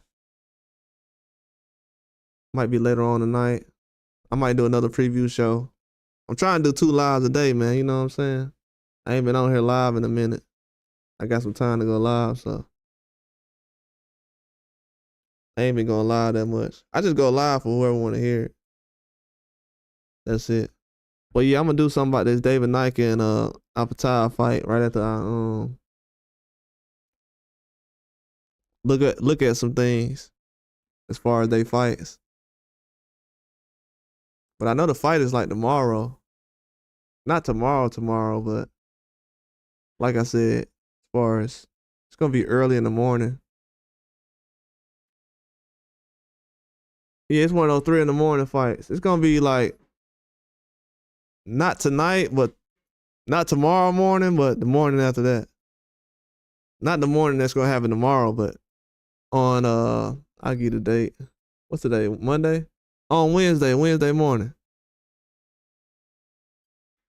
Yeah, Wednesday morning, that's when the fight gonna be on. Yeah, I'm trying to get on here and check it out. Them fights be a little too early. They be earlier than the Inouye fights. They right in the middle of the night.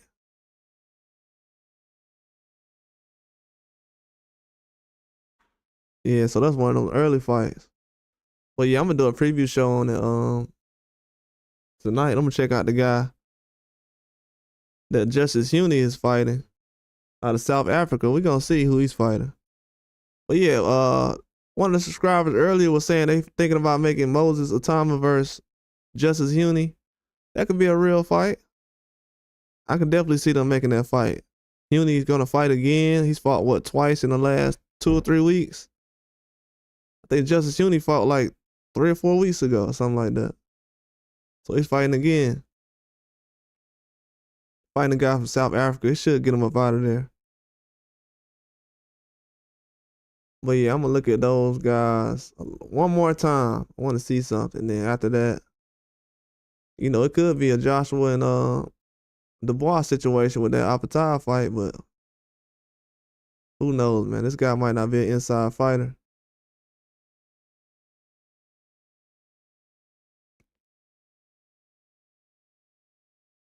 Because I know if Apatow's getting pieced up on the outside, he gonna try to fight on the inside.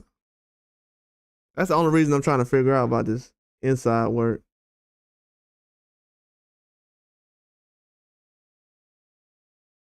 Yeah, that's the only reason I'm paying attention. But yeah, man, this is very surprising though. This man got his got his nose broke twice. That shows that he's been trying to put in that work though. That's some good sparring, man. I'm gonna look at it that way. That's some good sparring by Daniel Dubois to go in there and get some get back from Bakole. He's still what, like 5 years younger than Bakole? So he's still a young guy. This dude could have been 22 when he got his nose broke. He probably got his nose broke. I don't know. They talking about he got his nose broke. You gotta think about it. Daniel Dubois done had his nose broke. He done had his eye broken. His orbital bone broken. This dude that tore his ACL. He's only 27. Had his nose broke twice.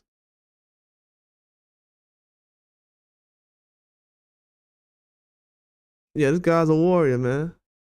And he's still trying to get things done, still fighting tough fights. Yeah, that's very impressive, man. You can't overlook that.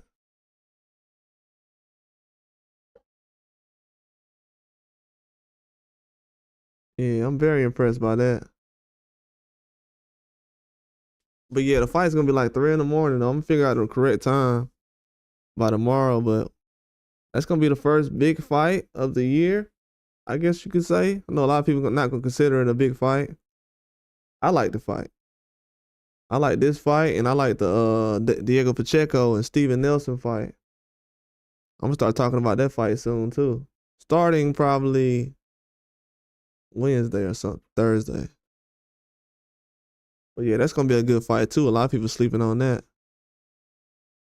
A lot of these guys are hungry, man. They're not trying to wait around and build up fights no more.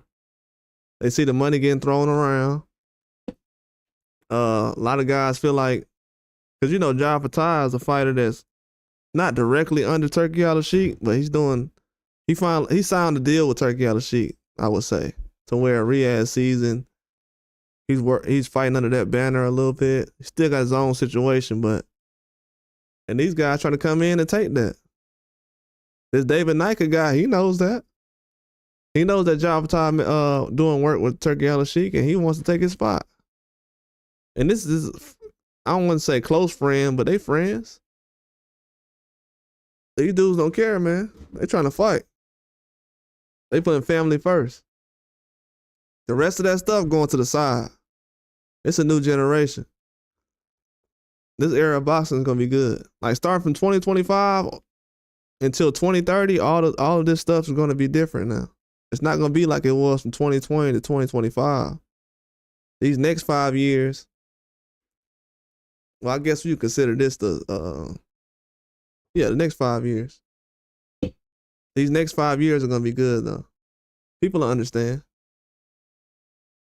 They'll definitely understand. They'll definitely understand. The way these guys are moving now, they got to do something. It's too many fighters. That's why people say it ain't that many fighters at this weight class. I remember last year people was telling me, oh, it ain't that many guys at 154. I'm like, it ain't that many guys at 154. Like the Bakaram guys down there. They're like, no, it ain't that many guys at 168. There's a lot of guys at 168 right now. 75, 200, heavyweight. They said heavyweights was weak. I was hearing that recently. Yeah. I don't know how to say his name yet, but yeah, that's a guy who recently been added to the heavyweight division. Yeah, we got a lot of heavyweights starting to come in now. And they be bringing up Richard Torres. I don't know if Torres can hang with what's name, Terramona? Terramona? I don't know if Richard Torres can hang with a guy like that right now. Not from what I seen. Yeah, so they got plenty of opponents. Then we got even more heavyweights that's probably inactive right now. So yeah, man, we got plenty of guys that can get in the ring right now and make something happen. We don't need to add any more fighters or build up anything. Everything is already undercooked. Well, overcooked at this point. Everything been overcooked, all these fights. You don't really have to build up any fight. As long as you have somewhat of a storyline and people know what's going on and they know all the guys in the division, you don't have to build up anything. People gonna come to see a fight because they want to see a fight. Yeah, they ain't gotta build up a fight no more. Everything is in high demand right now. It usually goes by fighter, but division right now too. The heavyweight division, people want to see a lot more fights. And I support anything Bakole doing. I'm not gonna lie. Man coming out calling out everybody. And he's already been in the gym with them. Oh, that's worse. I can't let that go.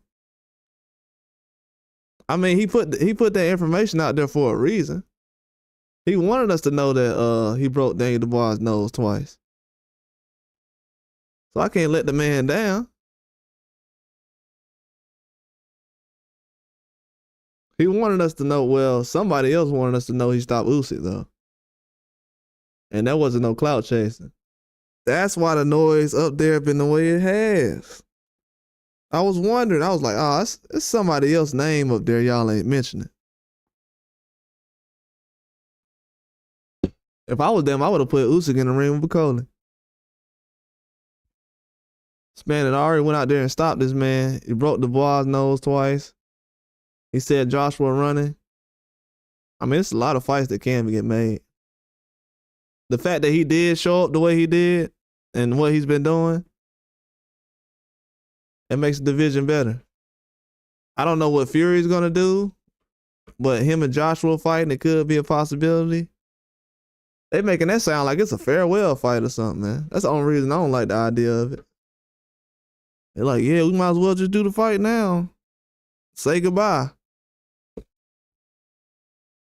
Making it sound like it's a funeral or something. Nah. I mean, I want to see a fight with some real energy behind it. Where it's like, yeah, I want to fight you. But when you got to like be like, yeah, I guess I'll fight him. Nah. That ain't no real energy behind the fight. You might as well not even have that type of fight. People felt like Joshua was relaxed fighting against Dubois.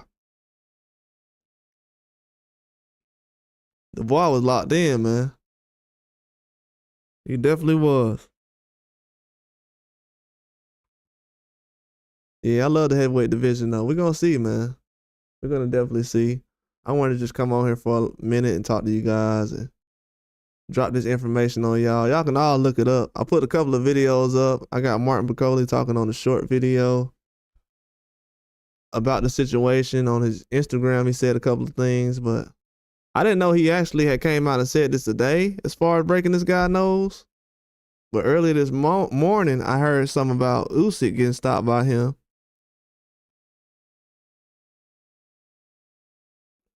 And I was like, whoa, hold on. Then they said Dubois. I was like, okay, I heard about that.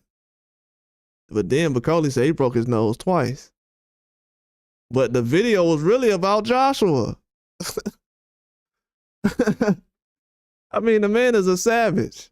The man made a video about Joshua, but in the middle of the video, he's like, yeah, I broke Dubois' nose twice. With broken English. Yeah, we needed that energy going into 2025. Yeah, I see why everybody's saying what they're saying now. Yeah, he is a threat. Yeah, I knew he was a threat, but I'm saying stopping Usyk? Yeah. I'm surprised Usyk got in the sparring with him. I guess he thought he was an easy fight. I wonder if this was before he put on weight. This probably was at cruiserweight or something. Bakole just put on weight recently. He's not an old guy. This probably was at cruiserweight or something. Or right before he came to heavyweight. Or at the beginning of heavyweight. This probably was during the Chaz fight.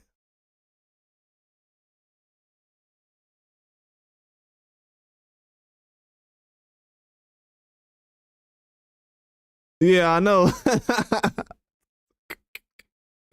Hey, I was laughing because I'm like, I haven't heard AJ say that. I was kind of mad because I think I went past the information of AJ saying it, but I didn't know what AJ was saying. I thought he was talking about something else. So I think I seen where AJ was saying it, but I didn't click on it or look it up. I don't know why. I didn't think much of it. But I've been looking for information about him in FA, so I don't know if I just went past it on purpose. But I seen something about AJ and FA recently. I was like, what?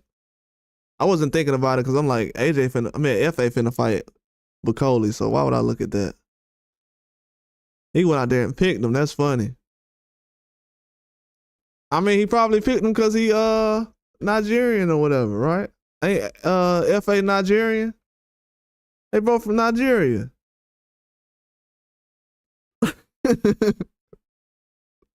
Bakole was ready. Hey, he was ready to say something about AJ. He probably knew AJ was gonna pick FA. Ain't they both got roots back to Nigeria. They both Nigerian, yeah. Oh, you said plus he know FA. Oh, okay, that makes sense then. He know FA. That makes even more sense. Yeah, I had to think about it. I'm like, oh yeah, AJ African though. He Nigerian, so that makes sense.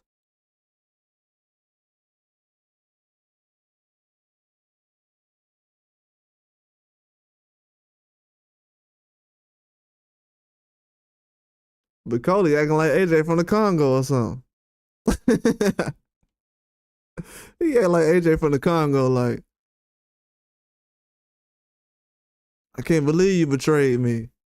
He feel like he been betrayed. Yeah, that's funny. Yeah, I like that. He wanted a reason to get mad. Yeah, we need that in Boston. He out here on some Clubber Lane stuff for real. He acting like Mr. T for real in real life. That man ran up on Dillian White. That was hilarious. That was too funny. When he ran up on Dillian White, that was hilarious. Now the man's calling out Joshua. He was mad too. Man, he was mad.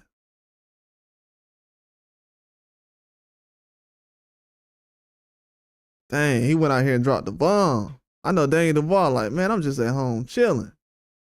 Man, talking about my nose broke, I'm the champ.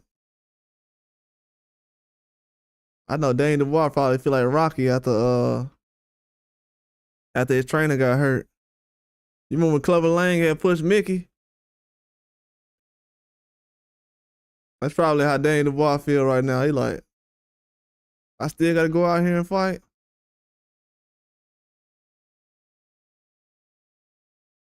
They gonna be asking this man about a broke nose, about Bakole.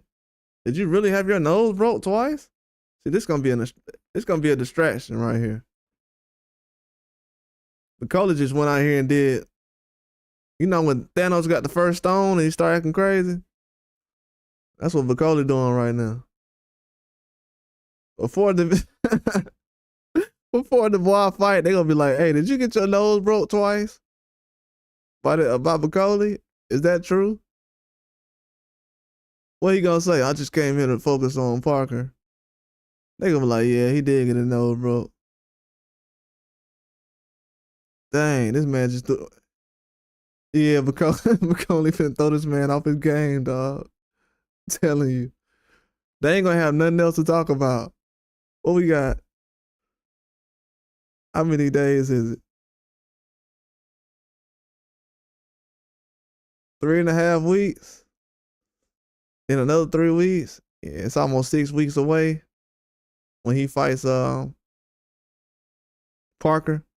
Yeah, this ain't good.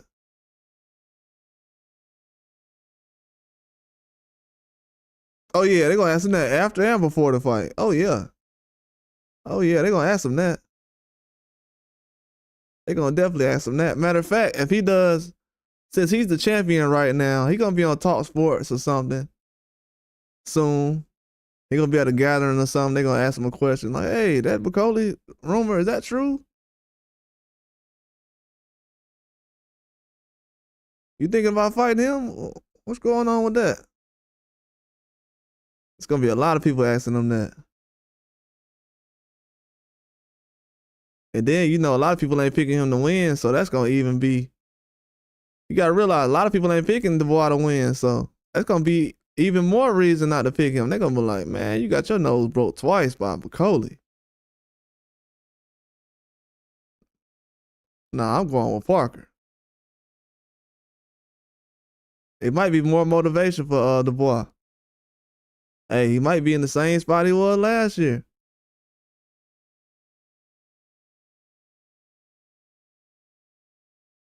That's gonna be good for him though. It might be good, it might be bad. We never know. When you the champion, you get a lot more pressure put on you. It's a lot more fans that don't like him. They want somebody else to be the champion right now. He ain't a fan favorite.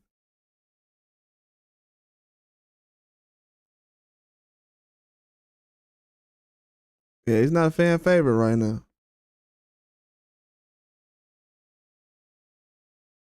But Bakole, he's definitely he making sure this heavyweight division moves in a certain way. The way this man is moving right now, this is the type of energy you're supposed to have.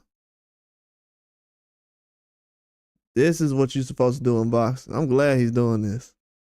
This man is not trying to be a sidekick. He's not trying to be friends with anybody.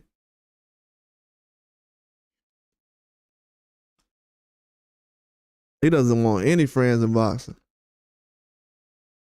Yeah, he's changing the sport right now. But yeah, I'm gonna look at some things. I'm probably do a quick live later on, man. I was just getting this information out there. What's going on, Truth? I ain't seen in a minute though, dog.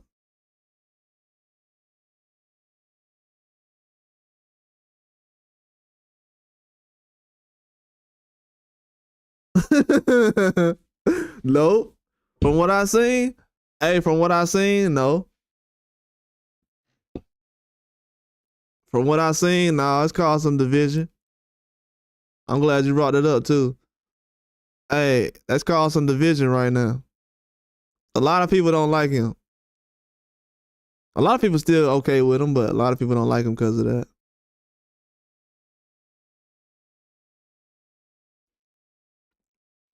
He's basically called out everybody. He called out Dubois. He said he want to fight Fury. Yeah, he said he want to fight Fury, Dubois. Well, Joshua and Fury, really. He said he already broke Dubois' nose twice, so. At this point, Bakole not even trying to fight Dubois. He's like, I broke his nose twice. He gonna have to come find me. I ain't got my nose broke. He the one got his nose broke. Why would I chase him? That dude got 2 broken noses from me. I'm supposed to be chasing him? No, sir.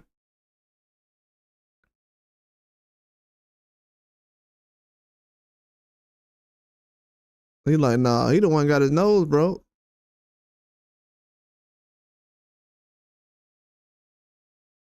But yeah, it's caused some division. The Dubois fans ain't really gonna like it. Fans of Usyk, they don't know that he got that Bakole stopped Usyk yet, so they don't know about that. But fans of Joshua, they don't like it. Because they didn't want people, because when I said that Joshua was ducking Bakole, man, I got some backlash, so I can only imagine what Bakole says what happens when he says it. He gonna see.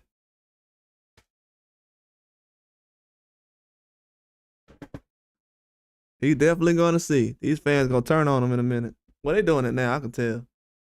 He didn't get that many likes this time when he was talking about Joshua.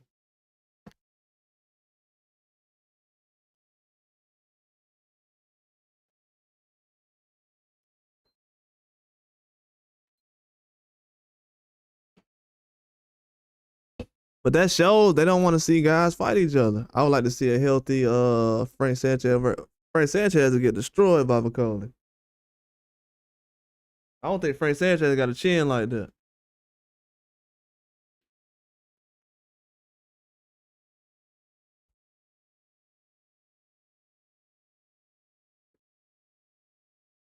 Even though Frank Sanchez ain't no small guy, he looks undersized sometimes.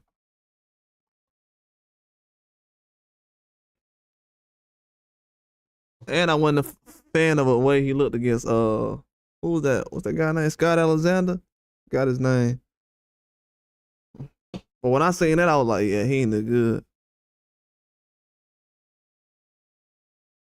But Cavill make people look bad though, man. I ain't gonna lie to you, truth. Cavill can go out there and never lose again. Like, to be honest with you. Oh, he used to be a cruiserweight. Oh, that's why. Yeah, he ain't worked his way into the heavyweight division like that. I don't think so. From what I seen, he had trouble with guys with, trouble with that weight as far as the heavy guys. Yeah, he seems like he has trouble with that.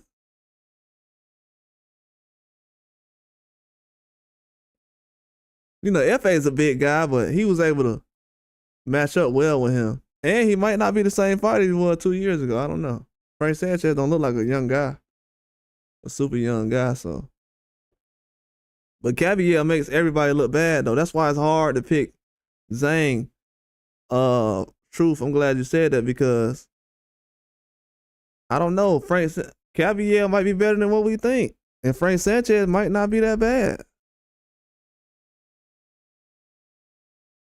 He might not be that bad. He just looked bad against Cavill because he's that good. I know Cavill good, but I don't know how good he is. This Zhang fight gonna explain a lot. He go out here and stop Zhang, bro. It's over with.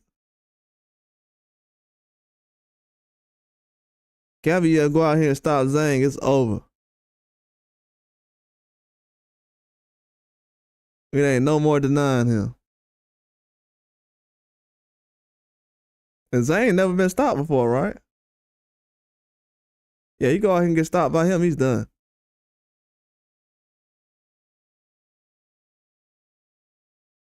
I think Frank needs a new trainer. He's not suited for Eddie Reynoso. I like Eddie Reynoso. Let me see something. Yeah, I don't think Eddie Reynoso might be a good style for him because it's like, how you gonna learn anything from him?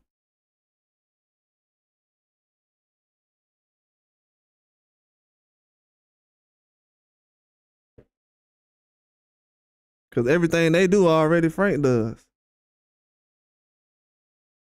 Yeah, I know Frank had fought. How much has he been fighting lately? Let me look at something. Yeah, Frank he the same age as Bakole. Junior 5. I didn't like that Junior 5 fight. I thought he looked trash in that fight against Junior 5.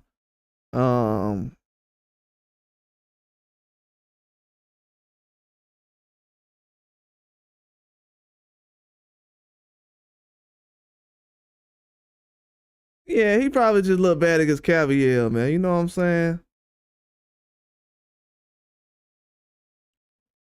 Me personally, I feel like any elite guy who was fighting, most of the elite guys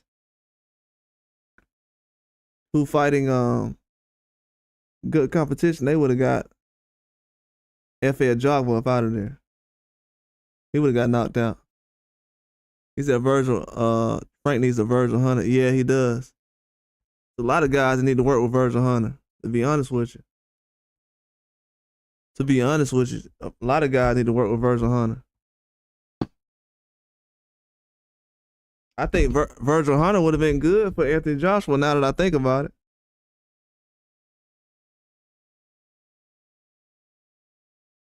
Joshua needs somebody he can relate to outside the ring as well. He need one of them type of trainers. One of them guys who just in it for the check, that ain't gonna be right for him. He should have worked with Virgil Hunter. That's a good one. But these guys ain't disciplined like that though. Virgil ain't gonna play with you.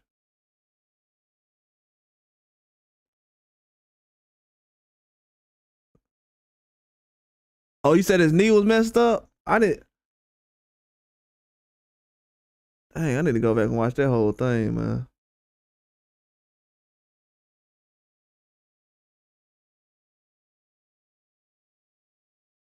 And Cavill a good fighter too, man. I can't really forget about that too, Truth. Cavill's good.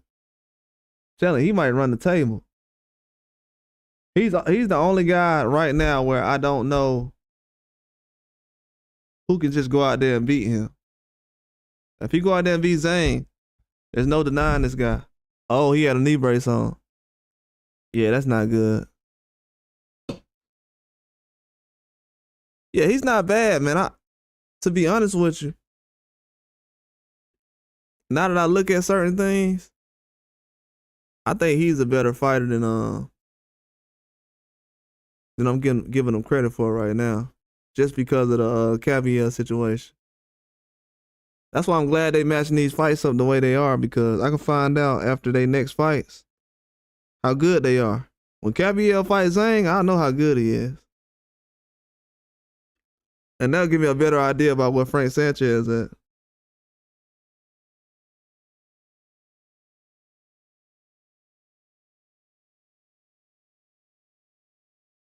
A lot of people said Frank Sanchez. I think we said that Frank Sanchez versus Jared Anderson. That'll be a good fight. I know Jared Anderson about to come back and fight though. He's in the gym right now. But yeah, that'll be a good fight. Yeah, I still want to see all the heavyweights still get involved. I still be watching Makhmudov fight. I don't know what happened at that last fight, man. The issue he be having when he be shaking his head, that's crazy.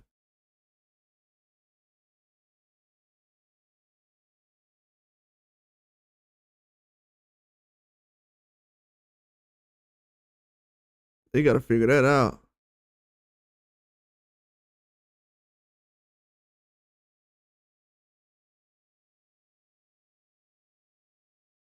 But yeah, he gonna bounce back with that knee brace though. That's sad though. Dang, he came out with a knee brace on. Somebody else had a knee brace on in the fight, and they were struggling with God who had a knee brace on recently. Somebody else had that situation too.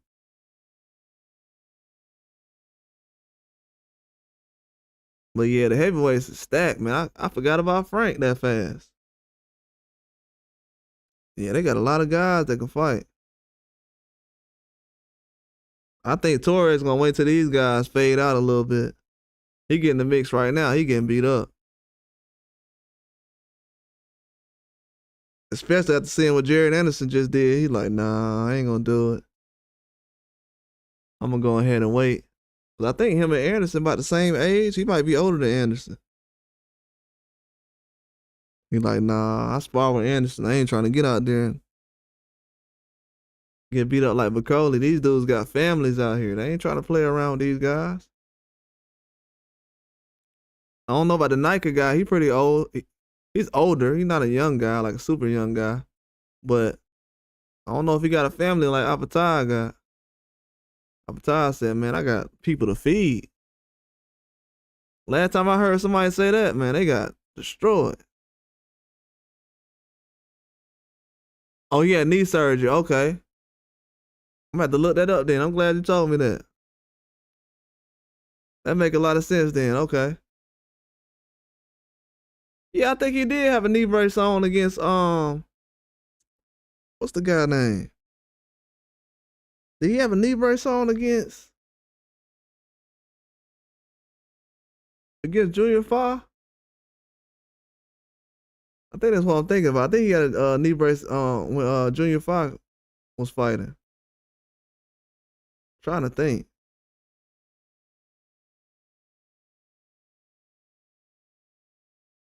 Yeah, that make a lot of sense. His legs were stuck in the water though.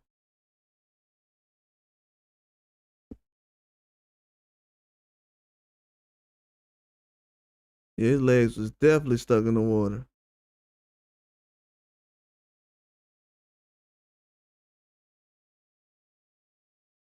I'm gonna have to go back and check it out again. I came in right at the end on that fight. Still ain't rewatched it yet. All the way through, I still haven't rewatched it. I just predicted it and that was it. And came in and saw the end of it.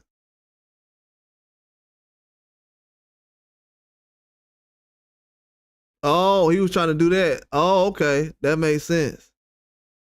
Okay. He tried to pull a Bibble. Well, Bibble was moving, but Bibble had put on a lot more muscle too. That's what Bibble did against Bitterbill. He was huge, man. Yeah, he tried to do what Bibble did. Yeah, that was a good idea though. He put on some more muscle. Dang, he couldn't move. That sucks. I mean, he had to stand right there and trade the whole time. That ain't how he boxed either. Oh, I'm glad you said that now.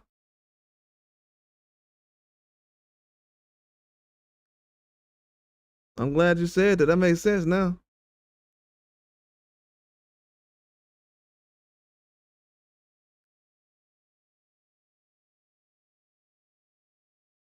Yeah, that definitely makes sense. Everything he was having go on.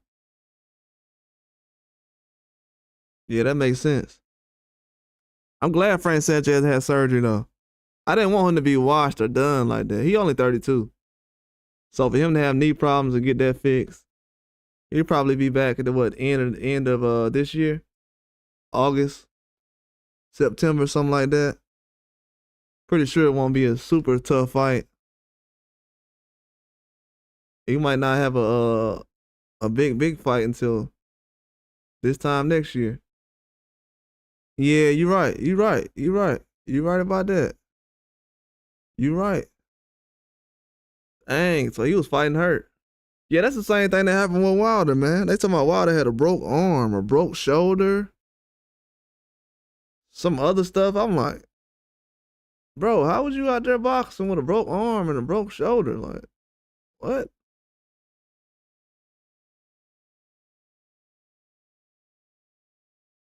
And so to hear Frank Sanchez, but I heard they said those guys didn't have that much time to train and get in shape when they had the day of reckoning fight. A lot of those guys found out at the last minute. You remember they had dropped the fight card like only a couple of weeks after. I think it happened like right after Thanksgiving. They dropped the fight card. We only known for like 2 or 3 weeks. Yeah, a lot of those fights were put together like at the last minute. A lot of people didn't even know Wilder was fighting Joseph Parker until he lost.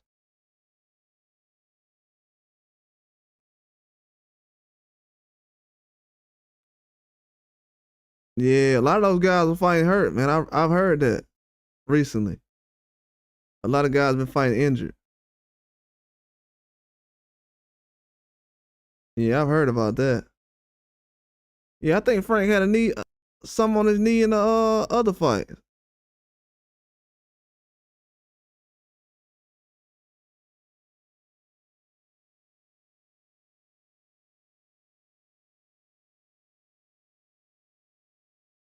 Yeah, he was heavy. That's crazy. Yeah, I gotta check that out. Yeah, I'm gonna be looking up a lot of fights coming up. I'm gonna be looking at a lot of fights.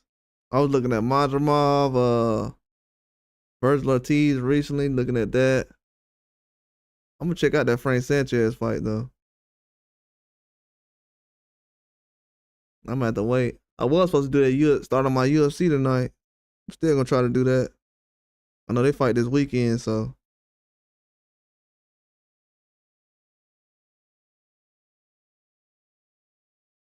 yeah, I'm gonna definitely see what's going on with that.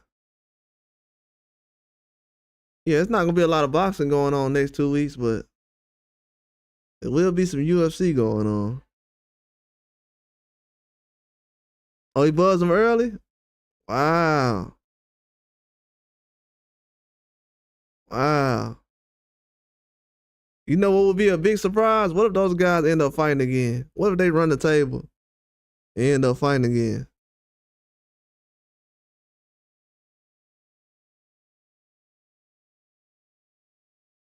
Yeah, what if they run the table and end up fighting again?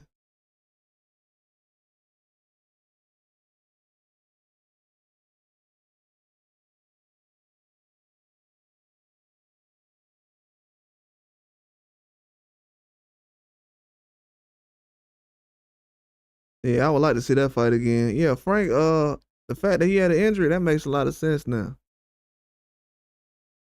I'm glad he's going ahead and get that fixed because him at 32 years old in the heavyweight division, it makes everything better. Still a guy who was dangerous against FA, end up beating him, dropped him. You know what's crazy? Frank could have been hurt since he fought the Scott guy. I think his name's Scott Alexander. Yeah, he probably been hurt since the Scott Alexander fight.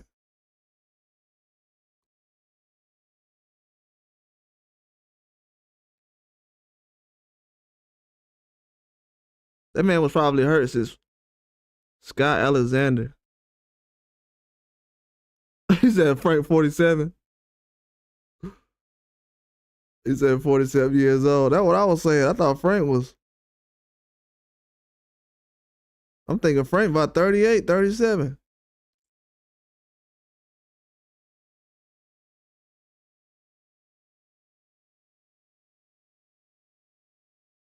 They talking about Frank 32. I'm like, oh man, I don't know about that.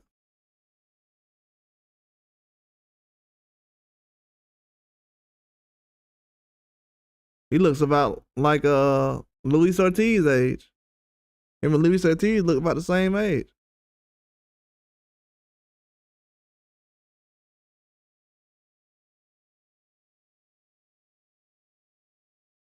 Yeah, February gonna be the best month of boxing I've seen in a long time, man. That's why I'm so hyped right now. Y'all don't understand, man. I wanna see these fights they putting on in February. It's gonna be a fight on every day.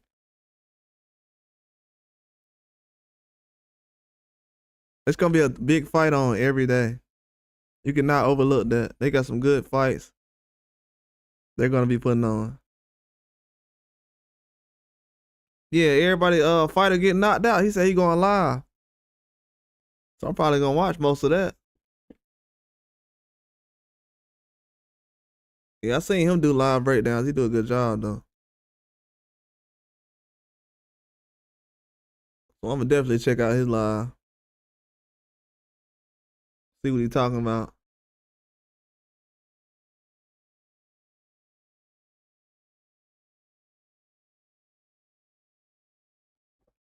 Heck yeah, man. I'm ready. Yeah, but I'm gonna look at that Avatar. I'm gonna do a preview fight tonight. I mean a preview show later on tonight.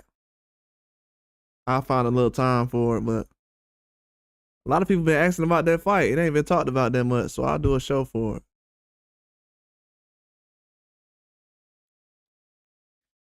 But yeah, man, I appreciate all y'all for coming through. Truth, appreciate you for coming through, dog. Just had to come chop it up with y'all, man. Talking this boxing. But if you haven't seen the face off for Avatar and David Nika, it's definitely good. I suggest you go watch it. But it's gonna be a good year in boxing though. Definitely a good year in boxing. I think these guys doing a good job. I think they definitely doing a good job in boxing right now. Turkey Sheik doing his job. PBC got 3 fights in 1 month. Congratulations to the PBC for putting on 3 fights in 1 month. Well, in 30 days.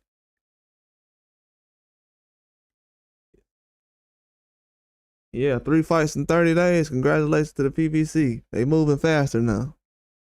I think I should make that a video because that's a big deal.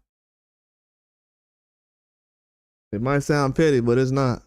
We've been waiting on them to put on 2 fights in a month for a long time. Just 2. They put together 3. Something good must be happening. I'm glad Tank kicking up dust right now. He making some moves happen. Somebody got to tell these guys, hey, man, we need to put 3 fights in a month or something.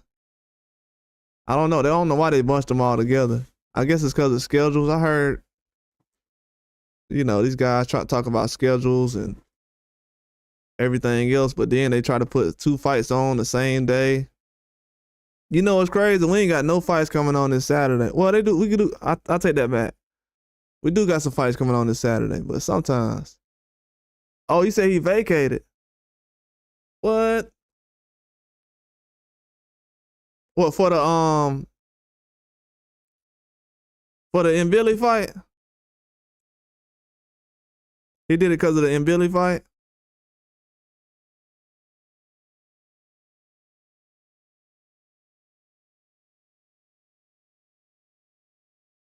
Cause I know he ain't gonna turn that down.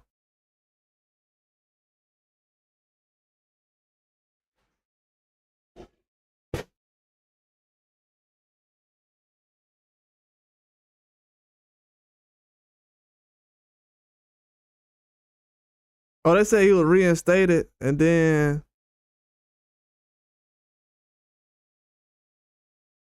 Oh, he gave the belt back. Okay, yeah, I see what you're saying. They say he's still in line for the Christian and Billy fight. I don't know why I ain't been keeping up with that. Yeah, they say he vacated it. He gave it back. Well, he was the champion. He just gave it back because he wanted to go and fight in Billy. He trying to make some stuff happen. He 34 years old too. I'm ready for that fight. I think there's gonna be a fight in that snowstorm and everything. Boy, it getting cold outside, boy. I ain't getting no cold or nothing. I ain't been sick in a long time. They trying to get us with the cold though. But I think that's gonna be a good fight, man. Both of them guys the same size. And Billy might be, I don't know, man. He might be running into a trap. You got a guy that's the real deal. We gonna find out though. Yeah, I'm gonna have to do something on that. I was supposed to do a prospect show, but I'm gonna figure out when I'm gonna do it. Probably tomorrow. But yeah, I'm gonna holler at y'all later on, man. True, appreciate you for coming through, man. I'm gonna hit you up in Discord.